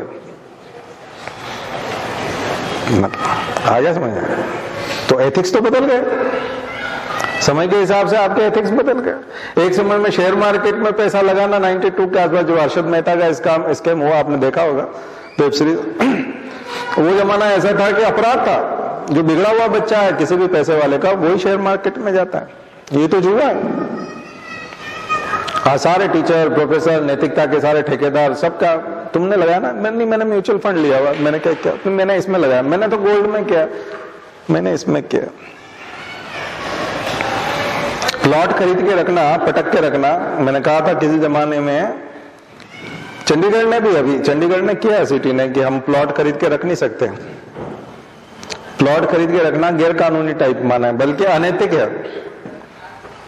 क्योंकि प्लॉट आपने खरीद के रखा अभी 20 लाख का, वो 1 करोड़ का हो जाएगा कुछ सालों बाद, तो 80 लाख रुपए आपने कमा लिए। बैंक में रखते तो 20 लाख शायद 40 भी नहीं हो पाते, लेकिन आपको 1 करोड़ हो गए। ये तो कमाल की चीज हो गई, अच्छा हो गया। जमीन के दाम एकदम बढ़ते हैं। तो अनायास इतना पैसा आ जाए तो क्या गलत है? पहले अनैतिक माना जाता था इसको, अनायास इतना पैसा आ जाना। तो इसलिए चंडीगढ़ में और कुछ सिटीज हैं भारत में जिनमें अगर आप प्लॉट खरीद के रखते हैं तो उसके ऊपर पेनाल्टी लगती है। मतलब आपने नहीं बनाया तो आपके ऊपर जुर्माना लगेगा। उसको बनाना बहुत जरूरी है। चाहे आप किराए से दे दो, उसके बाद कम से कम लोगों को किराए से मकान तो मिलेगा ना। किराए से तो आसानी से मकान मिला करेंगे अगर आप बना दोगे तो, लेकिन आप प्लॉट को पटक के रखते हो तो ये गलत चीज है। गलत चीज इसलिए है कि एक जंगल में लेके पटक लो ना फिर प्लॉट, अगर आपको इतना ही इन्वेस्ट करने का शौक है तो। दरअसल ये कॉलोनी शहर के बिल्कुल नजदीक है और ये डेवलप की गई है और उसमें जन सहयोग लिया गया है। इस कॉलोनी में एक विश्वास है, और वो विश्वास क्या है? वो नगर निगम ने वहां पर पाइपलाइन डाली है पानी के लिए, बिजली विभाग ने वहां तक पोल खड़े किए हैं अगर सरकारी है तो, और पीडब्ल्यूडी ने और इनने रोड बनाए हैं, और दूसरी जो एजेंसियां हैं और लोगों ने, खास करके जन सहयोग से लोगों ने एक विश्वास किया है कि यहाँ एक बहुत अच्छी कॉलोनी बनेंगी और बहुत सारे लोग रहेंगे, तो उन्होंने वहां प्लॉट खरीदे और फिर उन्होंने बनाए और रहना शुरू किया। तो उन्होंने रहना शुरू करके देखा जाए तो एक कंट्रीब्यूशन किया सोसाइटी के लिए, एक विश्वास पैदा किया, और आपने उस विश्वास को बुनाया। बात समझे ना, आपने पैसा प्लॉट से नहीं कमाया, नगर निगम को धोखा दिया क्योंकि आपने बनाया नहीं, जबकि आपके प्लॉट खरीदते समय में, उन्होंने प्लॉट बेचते समय नगर निगम को तो ये विश्वास था, संस्था को तो ये विश्वास था कि आप वहां रहने वाले हो, बिजली विभाग को ये विश्वास था कि आप यहां से कनेक्शन लोगे, तभी तो उसने इतनी लंबी लंबी लाइन जोड़ दी। उसने तो सोचा कि इतने मकान है, इतने कनेक्शन लेंगे तो इतने बिल आएंगे, तो हमारा ये जो पोल का और वायर का जो खर्चा है ये इससे निकल आएगा। तो इसका मतलब इलेक्ट्रिसिटी डिपार्टमेंट को आपने धोखा दिया कि मकान नहीं बनाया। पर हम इतना गहराई से कोई सोचता है? हमको तो ऐसा लगता है कि हमने यहाँ 10-20 लाख लगाया, 1 करोड़ हमारा हो गया, हमारे बाप ने 1 करोड़ बना लिया, तो 80 लाख मेरे बाप ने कमाया। नहीं है, तेरा बाप चोर है, तेरे बाप ने धोखा दिया सबको, ये धोखेबाजी, ये फ्रॉड है। अब ये इस दृष्टिकोण से हम लोग सोचते नहीं है। तो नैतिकता समझ में आए? नैतिकता बहुत गहराई में जाकर के निकल करके आती है। इसलिए खाली प्लॉट लेकर के पटक के रखना, और कोई बोलता है कि मेरे पास 40 प्लॉट है, मेरे पास 50 प्लॉट है, तो वो समाज का कितना बड़ा दुश्मन है। उसने रोक के रखा, और भाव जब तक 1 करोड़ नहीं हो जाए, 1.5 करोड़ नहीं हो जाए, वो बेचने को तैयार नहीं है। क्योंकि तुम्हारे पास पैसा है तो तुम तो अपराधी हो। एक आदमी पैसे लेके घूम रहा है, वो प्लॉट चाहता है, उसको मिल नहीं रहा, और वो बनाना भी चाहता है, तुम बनाना नहीं चाहते हो, रोक के रखना चाहते हो, स्कार्सिटी पैदा करते हो। इसी को तो जमाखोरी कहते हैं। यही तो आलू की जमाखोरी होती है, प्याज की जमाखोरी होती है, भाव बढ़ाने की। लोगों को जरूरत है तब वो मांगते, फिर देते नहीं हो तो फिर लोग ज्यादा भाव देने की बात करते थे। ये तो अपराध है ना, ये राष्ट्रीय अपराध है, नेशनल क्राइम है, सोशल क्राइम है, एथिकल क्राइम है, नैतिक रूप से अपराध है। तो उस दृष्टिकोण से सोचो कि तुम समझ में आएगा, आपको लगता है कितने अपराध हो रहे हैं। लेकिन आज अगर कोई बहुत नैतिक टीचर है, शिक्षक है, और अगर मान लीजिए उसके बेटे ने एक प्लॉट खरीदा 20 लाख का, और अगर वो 1 करोड़ का हो गया, तो क्या वो अपने बच्चे को क्रिमिनल मानने को तैयार है? आपको लगता है कि अपने बच्चे को क्रिमिनल मानेगा? वो सार्वजनिक स्थान पर, भरे चौराहे पर, भरे सभा में सबके सामने बोल सकता है मेरा बच्चा आत्मनिर्भर है, मेरा बच्चा अपने पैरों पर खड़ा हो गया। 10 उसका क्या एक प्लॉट था, अब उसका 1 करोड़ आया, जबकि ये चोरी है, लेकिन वो सरेआम बोलता है। इसका मतलब समाज में नैतिकता के मूल्य बदले हैं। जो लोग किसी समय में चोरी से डरते थे, अनैतिकता से डरते थे, गलत काम से डरते थे, अब वे खुलेआम स्वीकार करते हैं कि हमको इन सब चीजों से कोई फर्क नहीं पड़ता। इसका मतलब स्वतंत्रता संघर्ष के टाइम पे जो मूल्य थे, क्या आज भी वो मूल्य बने हुए हैं? नहीं, आज के नेता वो नेता नहीं है। उस समय के नेताओं के मूल्य कुछ दूसरे थे। उस समय में राष्ट्र का मतलब कोई दूसरा था। उस समय में राष्ट्र के ऊपर बलिदान हो जाना बिल्कुल अलग चीज थी। अब राष्ट्र के ऊपर बलिदान होना या राष्ट्र की सेवा करने का उद्देश्य मलाई खाना हो गया। आज राष्ट्र की सेवा का मतलब हम नेतागिरी में जाना चाहते हैं, मंत्री बनना चाहते हैं, राष्ट्र की सेवा के लिए बनना नहीं चाहते हैं, तिजोरी बनना चाहते हैं। तो क्या उसको हम बुरा मानते हैं? नहीं, हम बोलते हैं हमारे नेताजी हमारी जाति के हैं, हमारे फूफा जी हैं, मौसा जी बहुत बड़े मंत्री हैं, बहुत पैसा है उनके पास, एक फोन पे बहुत कुछ कर देते हैं। तो क्या बहुत अच्छी बात है? अरे वो चोर है। बोले नहीं, चोर नहीं है, बहुत अच्छा आदमी है। हमारे यहाँ गायत्री शक्तिपीठ पे आ जाएंगे, हम उनको हवन में बिठाएंगे, मुख्य अतिथि बना लेंगे, माला पहना देंगे। तो क्या वो धार्मिक आदमी नहीं? नितांत वो चोर है, पापी है, वो कई हत्याओं के लिए जिम्मेदार है। लेकिन जनता ने एक्सेप्टेंस अपना कर लिया, चेंज कर लिया। इसलिए नैतिकता थोड़ी सी, नैतिकता डायनेमिक नहीं होनी चाहिए, लेकिन नैतिकता भी गतिशील हो गई है। मूल्य भी बदल गए हैं, बेसिक वैल्यूज जो वर्चुअस थी वो बदल गई हैं। इसलिए आप अरस्तु का एग्जाम्पल दो, आप कबीरदास का एग्जाम्पल दो, आप सुभाष चंद्र बोस का दो, आप भगत सिंह का दो, तो लगेगा पागल था भगत सिंह। कॉलेज में था, अच्छे से कोई लड़की देख के शादी करता और कहीं प्रोफेसर हो जाता, बहुत इंटेलिजेंट था। वो जमाने में अच्छा सा पैसा वैसा मिलता है, का फंदा वंदा चूमना क्या है, मतलब सब बकवास चीज है। आपके हिसाब से तो पागल है। गांधी पागल दिखेगा फिर? लोग बोलते ही हैं कि गांधी महाधूर थे, पागल थे। गोडसे को सही ठहराते हैं लोग। तो जमाना आ गया, मतलब तो क्या मतलब? फिर हम मूल्य कहां से निकालें? और हमारा संविधान तो कहता है कि स्वतंत्रता संघर्ष के आदर्शों को हृदय में संजोए रखें। उन आदर्शों को हृदय में संजोए रखेंगे तो फिर हम जिएंगे कैसे? लाल बहादुर शास्त्री की कहानियां आपने सुनी है कि उनकी त्याग और तपस्या कैसी थी, कैसी उनकी जिंदगी थी, ईमानदारी भरी जिंदगी थी। एक से एक आपको पूरे स्वतंत्रता संग्राम सेनानियों में किस्से भरे पड़े मिले हैं, जिन्होंने अपनी सारी की सारी संपत्ति देश के लिए दान कर दी। यहाँ ये अपनी संपत्ति बना रहे हैं देश के अंदर से, वहां वो देश को दान कर रहे थे, ये वहां से बना रहे हैं, अपने लिए बना रहे हैं इधर अलग से। तो बहुत डिफरेंट है। और हमारा रोल मॉडल है, सबसे बड़ी बात तो वो लोग रोल मॉडल है, उनके लिए तालियां बजती है। वो स्टेज पे आते हैं तो बोलते ये है, इसने बनाया माल, तो ये हमारा आदर्श है। तो इसलिए समय के साथ जो ये बदलाव हुआ है, ऐसे समय में यदि आप धार्मिक धर्म ग्रंथों में जाएंगे तो फिर देश में दूसरे धर्म भी हैं, इसलिए थोड़ी सी दिक्कत आएगी। आप कहोगे नहीं हम राम को आदर्श बनाएंगे, कृष्ण को बनाएंगे, ठीक है, अच्छे महापुरुष हैं, उन्होंने भी जिंदगी भर दान दिया है, जिंदगी भर लोगों की मदद की है, और उनका जीवन भी बड़ा अच्छा जीवन है, आदर्श जीवन है, आप कॉपी कर सकते हैं। लेकिन उनके साथ धर्म जुड़ा हुआ है कि हिंदू धर्म के देवता है, तो फिर मुसलमान उसको कॉपी करने में हिचकिचाएंगे। इसलिए हम सेक्युलर नेताओं को लेके आते हैं, धर्मनिरपेक्ष नेताओं को लेके आते हैं। हम जब बात करते हैं आम्बेडकर की, जब बात करते हैं नेहरू की, गांधी की, और जब हम तिलक की बात करते हैं, जब हम गोपाल कृष्ण गोखले की बात करते हैं, तो स्वतंत्रता संग्राम में विवेकानंद की बात भी करूंगा तो मैं नहीं मानूंगा कि वो कोई हिंदू धर्म के नेता थे। वो वेदांत दर्शन की बात करते थे, और वो मुझे लगता है कि वो एक सेक्युलर नेता थे। भगत सिंह की बात करूं तो, किसी भी ऐसे लीडर की बात करें तो वो धार्मिक नेता नहीं होते। तो हम जिन्ना को छोड़ सकते हैं, सर सैयद अहमद खां को छोड़ सकते हैं, ऐसे लोगों को छोड़ सकते हैं जो केवल मुस्लिम लीग को सपोर्ट करते थे और केवल मुसलमानों की बात करते थे, ऐसे लोगों को छोड़ा जा सकता है। जो केवल कट्टर हिंदुत्व की बात करते थे, उन लोगों को छोड़ा जा सकता है। लेकिन ऐसे नेता जो सभी धर्मों को समान समझते थे, सभी लोगों को भारतीय समझते थे और एक जैसा समझ करके बात करते थे, उन नेताओं को आदर्श बनाया जा सकता है, उनकी जिंदगी को आदर्श बनाया जा सकता है, उनके विचारों को आदर्श बनाया जा सकता है। और वो अभी आपके एथिक्स के पेपर का सिलेबस होंगे। आगे समझिए। इसलिए जीवन परिचय पढ़ो, अधिकांश लोगों के जीवन परिचय पढ़ो। और ये जीवन परिचय मैंने पहले भी बताया था, वेस्टर्न पॉलिटिकल थॉट से आप प्लेटो, अरस्तु और कांट और मिल और बेंथम और इन सबको पढ़ो।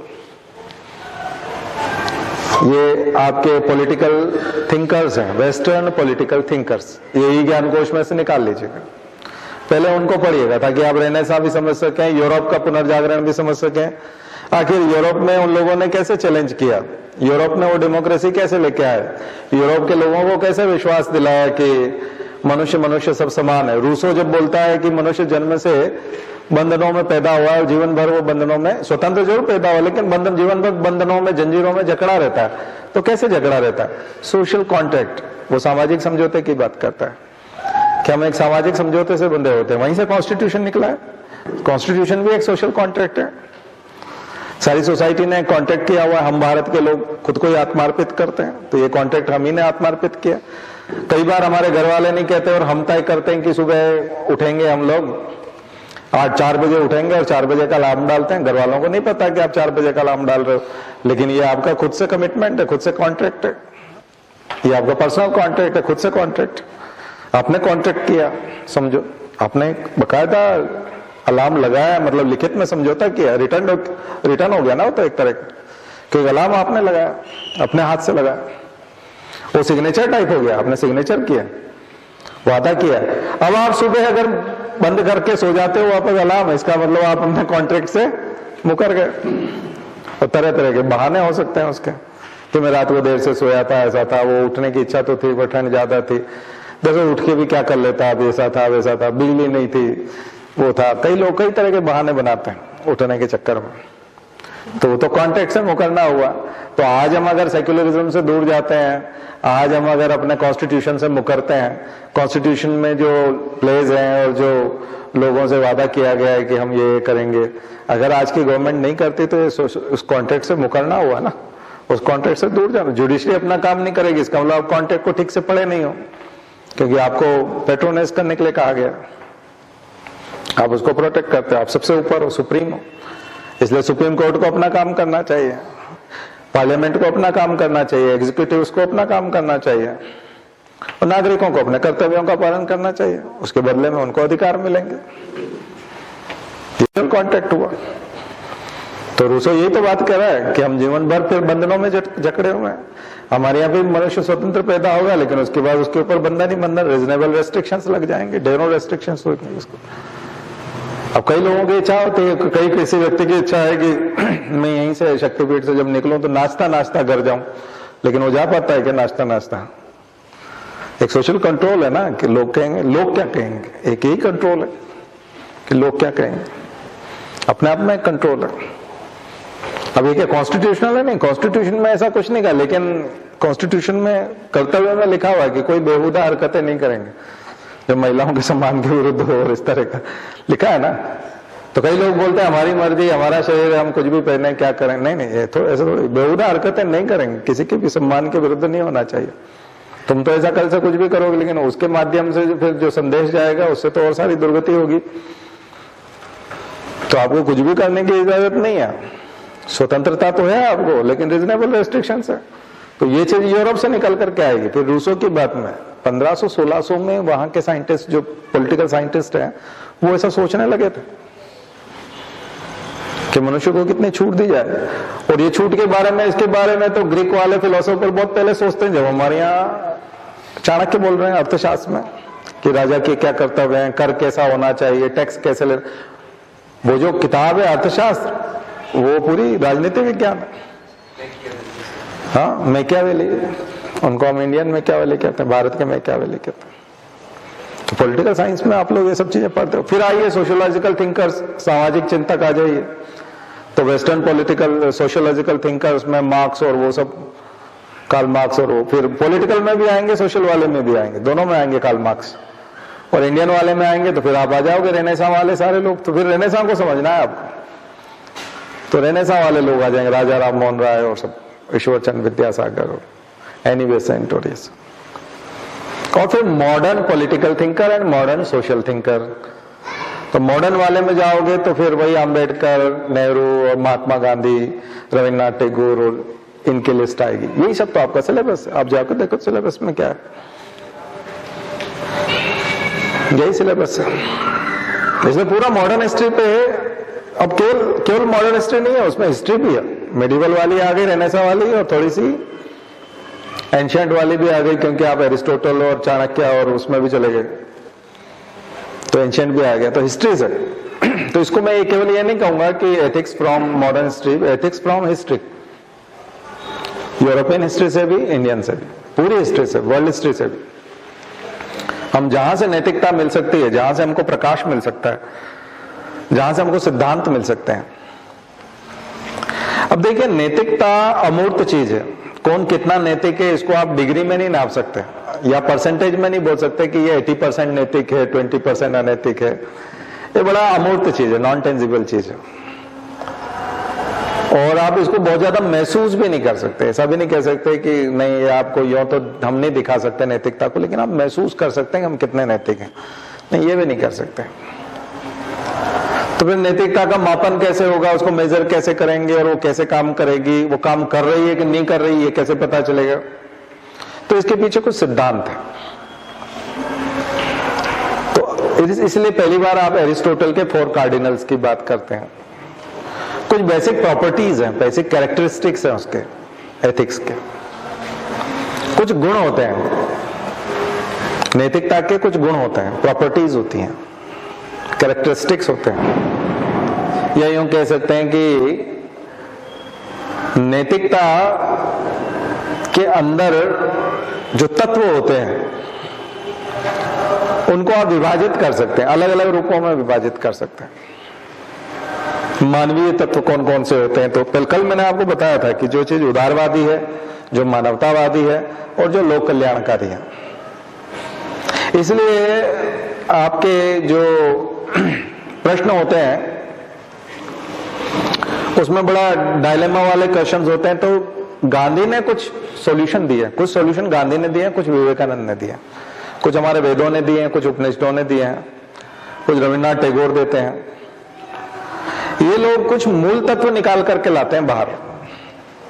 जैसे गांधी एक जगह कहते हैं कि साधन की पवित्रता होना बहुत जरूरी है, चाहे साध्य आपका पवित्र हो, यानी आपका लक्ष्य पवित्र है लेकिन साथ साथ मीन्स भी उनकी सैंक्टिटी भी होनी चाहिए, साधन भी पवित्र होने चाहिए।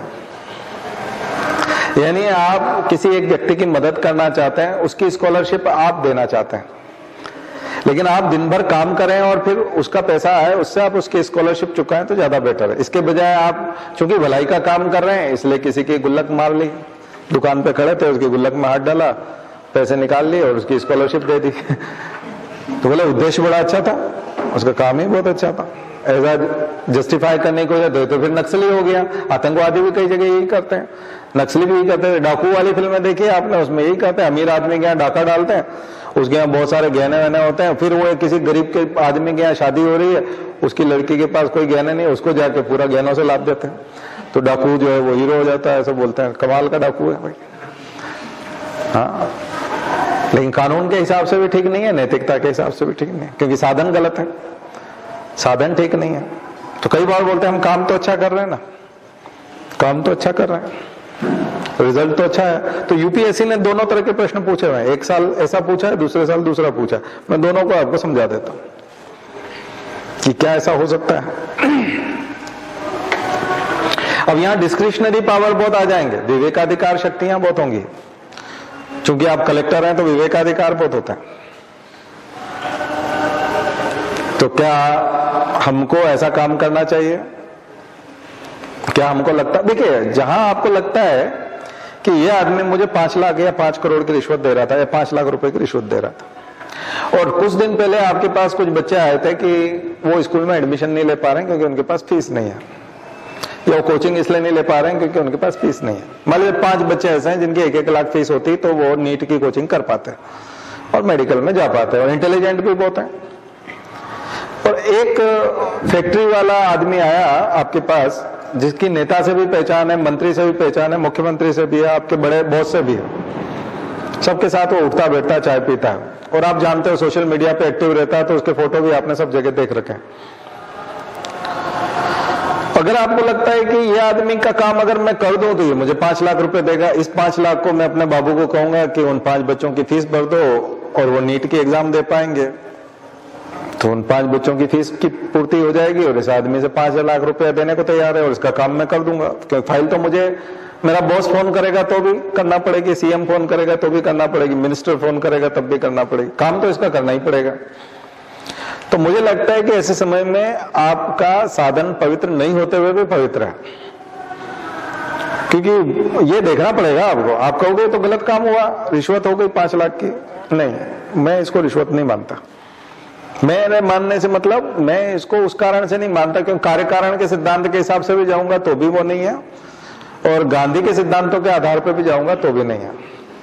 फिर आप कहोगे नहीं मीन्स तो पवित्र ही होना चाहिए, गांधी तो बहुत कट्टर है, नहीं तो फिर हमको इतना गांधी भी नहीं होना क्योंकि हमको यहाँ पर थोड़ा सा प्रशासन में थोड़ा लचीलापन लेके आना पड़ेगा। तो ऐसे में आप कहोगे, अभी एक प्रश्न आया था उसमें ही लिखा था परिणाम यदि अच्छा है तो आपने जो कुछ भी किया है वो सब ठीक है, नहीं वो भी गलत। परिणाम अच्छा है मतलब उन 5 बच्चों की फीस आ गई, ये परिणाम निकल करके आया, तो फिर तो आप जो भी कर रहे हैं सही है, नहीं जो भी कर रहे हैं वो सही नहीं है। फिर साधन की पवित्रता भी होनी चाहिए, पर साधन की कितनी पवित्रता? अगर मान लीजिए जिस फैक्ट्री वाले का है जिसका आप काम कर रहे हो और वो बहुत बड़े वन की कटाई करने वाला, बहुत बड़ा जंगल काटने वाला है, उसके बदले में आपने 5 लाख रुपए लिया, तो ये पर्यावरण को आपने बहुत भयंकर नुकसान पहुंचा दिया जिसकी भरपाई नहीं हो सकती। तो फिर ये अनैतिकता की श्रेणी में आ जाएगा। काम कौन सा है उस पर डिपेंड करता है।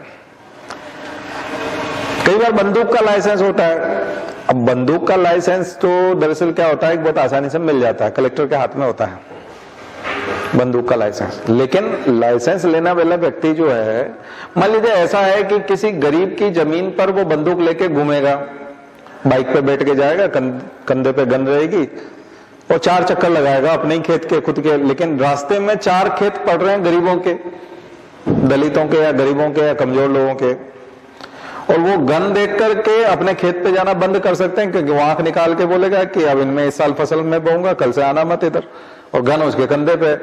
तो ये तो बहुत खतरनाक काम कर दिया आपने गन का लाइसेंस देके। और गन के लाइसेंस का अलग से कोई फीस नहीं होता, लेकिन फिर भी कलेक्टर है ना कुछ फंड रखते हैं ताकि कुछ वेलफेयर फंड बन जाए हमारे यहाँ। तो कुछ कलेक्टर 5 लाख रखते हैं, कुछ 5,000 से 5 लाख तक, कुछ तो भी वो एरिया देख करके रखते हैं, एरिया किसका है, गन वाले का है कि नहीं, थोड़ा सा वो देखते हैं। तो वो होता है जिसको भी लाइसेंस लेना है, वो एक हमारे यहाँ इतना खजाने में इतना डलाओ, कलेक्टर का एक स्पेशल फंड बनता रहता है। तो फिर आपातकाल में जहां कहीं पे भी जरूरत पड़ती है तो कलेक्टर उसमें से पैसा लगाता रहता है।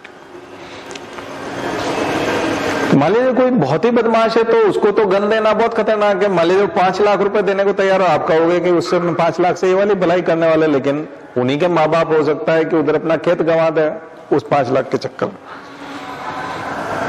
क्योंकि वो उन्हीं के माँ बाप के यहाँ चक्कर काटता हो गन लेकर के और उनकी जमीन चली जाए लाखों रुपए की। तो तुमने 25 लाख की जमीन उसकी उस आदमी के हाथों बिकवा दी या खत्म करवा दी, अब आपने 1 लाख उसको स्कॉलरशिप में दे दिया। ये कोई पवित्र काम नहीं किया, लेकिन ऐसा कुछ नहीं हो रहा है मान लीजिए, और फिर भी यदि आप 5 लाख रुपए दिलवा रहे हैं तो हो सकता है। फिर कुछ ऐसे होते हैं कि कुछ जनरल कानून ऐसे बन गए हैं जिसमें गरीबों का शोषण होने लगता है, कि जैसे शाम को 6 बजे बाद अगर कोई चाट का ठेला लगाता है या ऐसा कुछ करता है उस जगह पर, या ऐसा कुछ करता है तो उससे शहर की रौनक ये हो जाती है, तो उन सबको हटाया जाए। खास करके गुमटियां हटाने का प्लान रहता है। तो मैंने एक केस बताया था जिसमें कम से कम 1,000 लोग 2,000 लोग उन गुमटियों पे रोजगार पाते हैं। लेकिन गुमटियां जो शहर के रोड के दोनों किनारों पे लगी हुई, जो आप हबीबगंज के यहाँ पर, अब हबीबगंज जो है ये कमलापति हो गया कल, और ये वो तो अच्छी बात है रानी के नाम पे कर दिया, वो सब नामकरण से तो कोई बहुत ज्यादा फर्क नहीं पड़ता, लेकिन वो प्राइवेट हो गया। अब उसका प्राइवेटाइजेशन हो गया एक तरह से, वहां की वसूली वगैरह सब जो है वो ग्रुप करेगा, प्राइवेट ग्रुप करेगा। अब वो कभी नहीं चाहेगा कि हमारे इस तरफ कोई गुमटी लगे, क्योंकि उसकी शान शौकत में गुस्ताखी होगी ना, वो तो इतना बड़ा जो ताबूत खड़ा है, तो वो फिर वो कभी नहीं चाहेगा। इसलिए आप देखोगे मेन मार्केट में जहां गुमटियां लगी होती हैं या कहीं कुछ होती है, पीछे जो होती है मार्केट में बड़ी बड़ी दुकानें होती हैं गुमटियों के पीछे, और सड़क के दोनों ओर गुमटियां होती हैं, उनके पीछे बड़ी, वो दुकान वाले ये चाहते हैं कि सारी गुमटियां हट जाए तो हमारा मार्केट में हमारी जो शॉप है वो 5 करोड़ की 10 करोड़ में हो जाए या 7.5 करोड़ में। अभी किसी को भी सौदा करते हैं तो बोलते हैं ये हटाओ पहले, वो बोलते हैं नहीं ये नहीं हटेंगे, तो बोले फिर तो पार्किंग और ये, और रोड वालों को तुम्हारी शॉप ही नहीं दिखती, तो किस सामान बिकता है क्या बिकता है या किसी को पता ही नहीं चलेगा, क्योंकि बीच में तो ये शानो शौकत में रोड़ा अटका रहे हैं।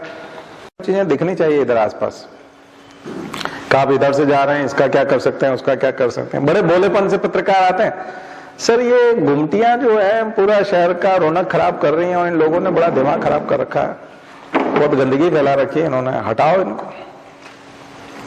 मैं एक बहुत छोटी बच्ची के साथ ट्रेवल कर रहा था, हमारे परिचित की थी, वो भी बैठे हुए थे, उनकी फैमिली थी, और मैं कार चला रहा था, पीछे बैठे थे वो तीनों।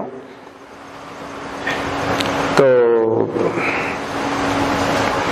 कुछ दुकानें ऐसी थी जो गरीब लोगों की दुकानें थी, मतलब बहुत रोज कमाते हैं रोज खाते हैं वैसा लोग थे। तो उसको देख के वो बोले कि ये बहुत गंदी है, बहुत गंदी है। मैंने कहा मतलब तुमको क्या पसंद है? उसने कहा नहीं अच्छी सी, मतलब कोई शॉप हो ना जिसमें कांच वांच लगे हों, मतलब खूब सारी लाइटिंग हो, मतलब ऐसा, मतलब जैसे आइसक्रीम शॉप होती है ऐसे कुछ होते ना पार्लर टाइप, बिल्कुल एकदम साफ सुथरा, बहुत साफ सुथरे एकदम। उसमें मार्जिन कितना होता है, यहाँ आप जाओगे तो आप देते नहीं हो, वही 10 रुपए 12 रुपए आप करते रहते हो। चीजें बहुत सस्ती होती हैं, मुश्किल से अपना रोज का 500-700 रुपया 1000 रुपया कमा पाता है छोटी दुकान वाला। लेकिन हमारे बच्चों के दिमाग में भी वो चीज जो है वो डली हुई है कि अब आप अगली पीढ़ी से भी क्या अपेक्षा करेंगे, अगली पीढ़ी से भी उम्मीद नहीं है। कई बार हम सोचते हैं कि अगली पीढ़ी में भाई साहब आप बोल रहे हैं, आप सर आप बोल रहे हैं, ये तो है ना, ये तो अभी की बात है, 20 साल बाद देखिएगा सब खत्म हो जाएगा। कैसे हो जाएगा? ये सब जवान होंगे, उनके माइंड देखो आप। मैं स्कूल में पढ़ाता वहां दलितों के लिए अलग से पानी आता था, दलित टीचर के लिए 6th क्लास का बच्चा अलग लोटा पानी का लेके आता था, लोटे में पानी आता था, उसमें मटके पे लोटे रखे होते थे। दलित टीचर का अलग मटका था उस स्कूल में। तो जो पंडित जी होते थे टीचर, जिनका सरनेम व्यास, तिवारी, मिश्रा, शुक्ला ऐसे होता था, ऐसे जो पंडित टीचर होते थे उनको अलग लोटे में पानी दिया जाता, मटका भी बहुत साफ सुथरा और अलग होता था, और बच्चे ही पानी पिलाते थे, चपरासी तो होता नहीं था। तो 6 क्लास का बच्चा को टीचर की जाति मालूम है कि ये जो टीचर है ये दलित टीचर है, ये ट्राइबल है, इसको इस लोटे से देना है, इसको इस लोटे से देना है, इसको इस लोटे से देना है, तीनों का लोटा अलग है। क्लियर है उसके दिमाग में, कंसेप्ट क्लियर है। अब वो कॉलेज में आया होगा, वो नए जमाने का व्यक्ति, आप कहोगे नहीं 20 साल बाद सब खत्म हो जाएगा, कैसे हो जाएगा खत्म? कंसेप्ट क्लियर है बिल्कुल, जड़ों में, कोई फ्यूचर नहीं है इंडिया का, कोई फ्यूचर नहीं है जब तक कि आप प्रहार नहीं करोगे इन जड़ों पे, खत्म नहीं करोगे इस मानसिकता को। उस बच्चे के दिमाग में क्लियर है कि ये छोटी दुकानें गंदी होती हैं, हाइजीनिक नहीं होती, इन पे कभी नहीं जाना चाहिए। और वो जो महंगी दुकान वाला 50 रुपए मार्जिन लेता है एक प्रोडक्ट पे, वो बहुत बेस्ट है। और ऐसी ही सारी होनी चाहिए, इनका कोई स्थान नहीं होना चाहिए। तो फिर तो आप इनइक्वालिटी देखो, फिर असमानता देखो, फिर आय असमानता देखो ना, उसकी आय कितनी हो जाएगी और इसकी आय कितनी हो जाएगी। अब सारे झुग्गी हटा दो, सारा गुमटी हटा दो, सारा रेहड़ी पटरी हटा दो, और सारे जो रोज थोड़ा बहुत कहीं ठेलों से और कहीं से कुछ जुगाड़ करके 400, 500, 1000 रुपया रोज कमाते हैं, ऐसे सब लोगों को बंद कर दो और सबको कहो कि तुम बंधुआ मजदूर बन जाओ या बॉन्डेड लेबर बन जाओ, तो फिर तो आपका कॉन्स्टिट्यूशन और आपकी पॉलिसी और पॉलिटी और उन सबका कोई मतलब ही नहीं। तो आप सब प्राइवेटाइजेशन में यही सब तो कर रहे हो, ये यहाँ पार्क नहीं कर पाएंगे, ये बिल्कुल एयरपोर्ट जैसा हो जाएगा, यहाँ हो जाएगा, यहाँ वो हो जाएगा, ये हो जाएगा। तो आम आदमी तो घुस ही नहीं सकता, अंदर घुसते समय उसकी औकात देखी जाती। हमारे यहाँ एक लड़की पढ़ती थी, वो बोलती थी मेरे बर्थडे पे सर मेरा एक संकल्प है कि जो बच्चे कभी मॉल में नहीं गए, मैं उन झुग्गी वाले बच्चों को मॉल में ले जाना चाहूंगी, क्योंकि मॉल में ये तो रेस्ट्रिक्शन, बाहर बोर्ड तो नहीं लगा कि यहाँ झुग्गी वाले बच्चे नहीं आ सकते, लेकिन आपको पता है कि वो गार्ड जो वहाँ टेम्परेचर चेक करते हैं और एंट्री देते हैं, क्या झुग्गी के एकदम मैले कुचेले कपड़े पहने हुए, फटे कपड़े पहने हुए बच्चों को एंट्री मिल जाएगी अंदर? उनको लगेगा ना कि शॉप में से कुछ उठा लेंगे, ये यहाँ से चोरी कर लेंगे, यहाँ से गंदे से बच्चे। तो बोले मेरा बर्थडे सर, मैं 200 बच्चों को आज ऊपर फूड कोर्ट में ले जाऊंगे।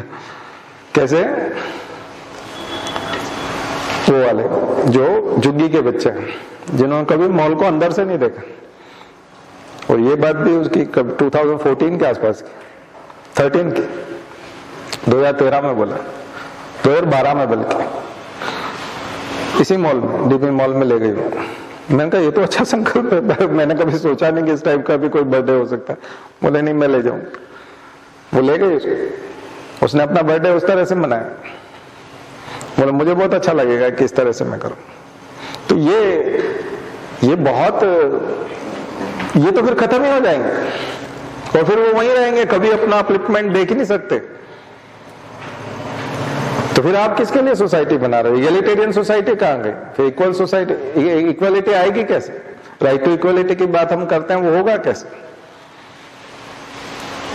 तो पत्रकार आया तो बोले सर ये तो गुमटियां तो बड़ी खराब है, इनसे तो बहुत भद्दा लगता है। फिर उसने कहा उठो, तुमको कुर्सी पे बैठने के लिए बोला था क्या? बोले नहीं, उठो तुम यहाँ से, भागो यहाँ से। सर मैं उस न्यूज़पेपर, भागो तुम यहाँ से जो भी न्यूज़पेपर से हो, लेकिन घुसना मत मेरे चैम्बर में कभी। मतलब ये सलाह देना है, तुम उनके वकील बन के आए, उनके एजेंट बन के आए, दलाल बन के आए उन लोगों के, जिनकी प्रॉपर्टी 5 करोड़ से 10 करोड़ होने वाली है। मात्र मैं ये एक्शन ले लूं, नहीं लेता मैं एक्शन, नहीं हटाता। शहर की खूबसूरती नहीं होती, नहीं होती, कोई दिक्कत नहीं। मेरे 5000 लोगों का पेट भरता है, 5000 बच्चे स्कूल जा पाते हैं, 5000 लोग अस्पताल में दिखा पाते हैं, वो जिंदा है, दवाई खरीद पाते हैं, और मुझे कोई प्रॉब्लम नहीं है। वही पत्रकार, एक और पत्रकार, उसका भाई एक और आया, बोले सर पब्लिक ट्रांसपोर्ट होता है ट्रैक्टर ट्रॉली, तो और ट्रैक्टर ट्रॉली का मिसयूज हो रहा है, लोग जो है पब्लिक ट्रांसपोर्ट के तौर पे, जबकि ट्रैक्टर ट्रॉली तो खेत के काम के लिए परमिशन दी गई है, इसीलिए डीजल में सब्सिडी भी है, ट्रैक्टर के ऊपर भी, ट्रैक्टर के ऊपर भी सब्सिडी है, ट्रैक्टर खरीदने पे भी, और डीजल पे भी सब्सिडी है, और उसका मिसयूज कर रहे हैं किसान लोग, बारात लेके जा रहे हैं उसमें, ट्रैक्टर में 50 लोगों को बिठा लेते हैं। वो उन बस ऑपरेटर्स की तरफ से आया था जिनकी बारात में बस कम जाती है, बारात के लिए उसको 12,000 रुपये खर्च करना नहीं है, उसका 1,500 में काम हो जाता है ट्रैक्टर में। नजदीक के किसी 15-20 किलोमीटर के दूर के गांव में यदि कोई बारात होती है तो वो उस ट्रैक्टर में भरता है 50-60 लोगों को। कई बार मौसम के ऊपर शेड भी वो लगा देता है, तिरपाल लगा देता है और चल पड़ता है, तो उसका तो ट्रांसपोर्ट हो गया। तो बस वाला अगर ये देख लेना जिसकी 40 बसें हैं तो उसका तो दिमाग खराब हो जाए, ये इतने लोगों को बिठा के कहाँ ले जा रहा है। वो काउंट करता है एक एक का 40 रुपया, एक एक का 20-20 रुपया, ये इतना मतलब इतना मल्टीप्लाई, इतना मतलब ये उसका हार्ट एकदम ऐसा होने लगता है।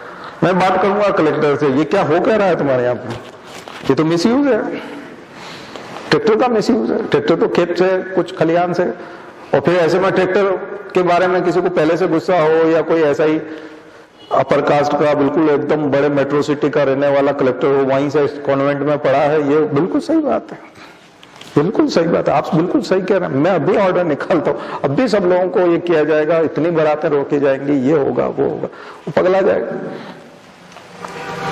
तो कई बार नियमों के चक्कर में भी पड़ने की जरूरत नहीं, या मीन्स वीन्स को देखने की जरूरत नहीं। लोक कल्याण कितना हो रहा है, उदारता कितनी है, मानवतावादी दृष्टिकोण, 3 चीजें पकड़ लीजिए।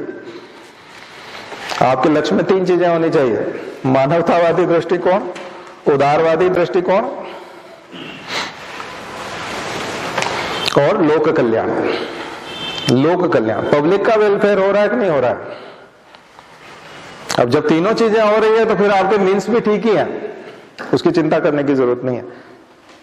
इसलिए गांधी जब बोर हो गए सब मीन्स वीन्स के चक्कर में, साधन की पवित्रता बहुत होगी, बाद में जाकर के भारत छोड़ो आंदोलन में वो बोल ही पड़े, अब भगवान के लिए तुम चले ही जाओ यार, अब हम देख लेंगे हमारा जो भी होगा।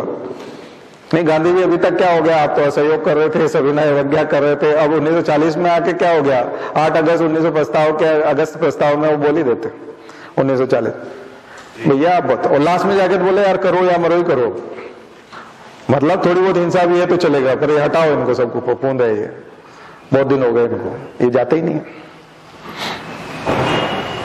लास्ट में वो भी गुस्सा हो गए थे, महात्मा जो है वो उनको भी समझ में आ गई थी कि मामला ऐसे होने वाला नहीं। अंग्रेजों ने कहा वो ऐसा है महात्मा जी, ऐसा ऐसा होगा, अभी सेकंड वर्ल्ड वॉर चल रहा है, अब तुम भगवान के लिए हमको छोड़ दो, हमको हमारे हाल पे छोड़ दो, भगवान जो धोखा निपटेंगे हम, ईश्वर देखेगा अब हमारा जो कुछ भी होगा वो ईश्वर देखे, अब तुम जाओ बस, अब तुम चले जाओ। तो कई बार होता है, कई तलाक होते हैं या कई होती है तो महिलाएं जो बहुत ही परेशान हो जाते हैं, बोले अब तुम तलाक दे दो, अब बात खत्म हो गई, कोई कुछ नहीं रखा। बोले नहीं ऐसा ऐसा नहीं, अब वो जो हमारा जो होना होगा वो हो जाएगा, तुम जाओ। तो तलाक ही हो जाए, तो अंग्रेजों से तलाक हो गया, भारत छोड़ो आंदोलन, करो या मरो। ये अपने दिल से तो दे दिया, वो कानूनी कागज आने में लेट हुआ, 15 अगस्त 1947 को कागज आया, और पूरी तरह से कागज फिर वो 26 जनवरी 1950 को ही होता है, इसलिए हम फिर दोबारा सेलिब्रेट करते हैं उसको। पूरी तरह से लीगली तो उस दिन हुआ, कंगना भी सही कह रही है, 15 अगस्त 1947 को तो पूरी तरह से नहीं हुआ, बस वो उसके घर हो गए थे, ये इसके घर हो गए थे, लेकिन अभी अदालत से कागज नहीं आए थे। तलाक हो गया था लेकिन कागज नहीं आए थे, कागज भी आ गए बाद में, कागज भी आ गए। तो वो मैं कंगना को सही नहीं ठहरा रहा, ध्यान रखना, तुम मेरे ऊपर मत बरस जाना, वो यूट्यूब में वीडियो में नीचे ही लिख देंगे कोई, अभी तक तो लिखते नहीं, भगवान से, भगवान की कृपा है, अभी तक तो कोई कुछ लिखता नहीं जाता।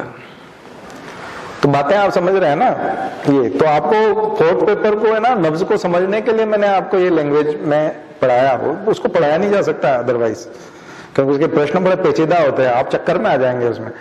सही तो कह रहे हैं प्रश्न में, नहीं वो आपको गुमराह कर रहा है, वो आपको उकसा रहा है कि आप इस टाइप से बोलो, जैसे वो पत्रकार आता है और कलेक्टर को उकसाता है, वो शॉर्ट टेम्पर्ड, वो शहर का पढ़ा लिखा जो लड़का है जिसने कभी गांव नहीं देखा, गरीब नहीं देखे, दलित नहीं देखे, महिलाओं के अत्याचार नहीं देखे, उसकी मम्मी जो है वो जिम जाती है, लिपस्टिक लगाती है और वो कपड़े भी कैसे भी पहन लेती है, वो उसको पता ही नहीं है कुछ कि महिलाओं का शोषण भी होता है, उसके बाप का होता है, कई बार तो ऐसा लगता है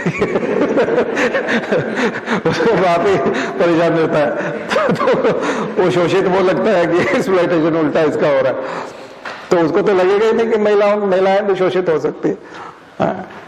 उसने कभी देखा ही नहीं कि दूर से पानी लाते हैं 5-5 किलोमीटर 3-3 किलोमीटर महिलाएं मटकों में पानी भर के या उनमें सर पे रख के लाती हैं, जहाँ पानी की समस्या है, पेयजल की समस्या है, बहुत दूर से पानी लाती हैं। राजस्थान के दूर दराज गाँवों में देखो आप, बहुत बुरी हालत होती है। तो जिनने ये सब चीजें नहीं देखी वो लोग नहीं समझ सकते।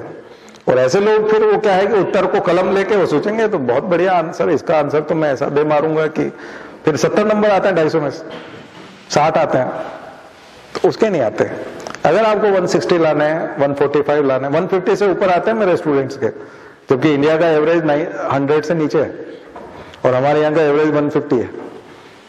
उसका कारण है मेरा पढ़ाने का तरीका, क्योंकि मैं उसमें जान डालता हूँ और उसको जिस्ट निकाल के देता हूँ। आपकी जितनी भी परवरिश में कमियां रही हैं, स्कूलिंग में, आपके फैमिली में, आपके जो इनकलकेट नहीं हो पाई चीजें, वो मैं आपके इसमें ले देने की कोशिश करता हूँ। ठीक है, मुझे लगता है मेरी बात आप तक पहुंची होगी, तो आपको 4th पेपर समझ में आएगा। और मॉडर्न हिस्ट्री के थिंकर इस सप्ताह का जो होमवर्क है वो आपका है थिंकर्स। पिछली बार भी मैंने बोला था, अभी और पढ़िए, उसमें टाइम लगेगा। थिंकर्स पढ़िए, ई ज्ञान कोर्स से, इग्नू से डाउनलोड कीजिए मैटर और वहां से पढ़िए। बाकी आप हिस्ट्री की, मॉडर्न हिस्ट्री की किताबें ले सकते हैं और हमारे नोट्स ले सकते हैं। ठीक है, चलिए शांति पर। ओम द्यौ शांति अंतरिक्ष ब्रह्म शांति पृथ्वी शांतिरापः शांतिरौषधयः शांति वनस्पतयः शांतिर्विश्वे देवा शांतिर्ब्रह्म शांति सर्वब्रह्म शांति शांतिरेव शांति सामा शांतिरेति। ओम शांति शांति शांति सर्वारिष्टासु शांतिर्भवतु। बोले गायत्री माता की, परम पूज्य गुरुदेव की, परम वंदनीय माता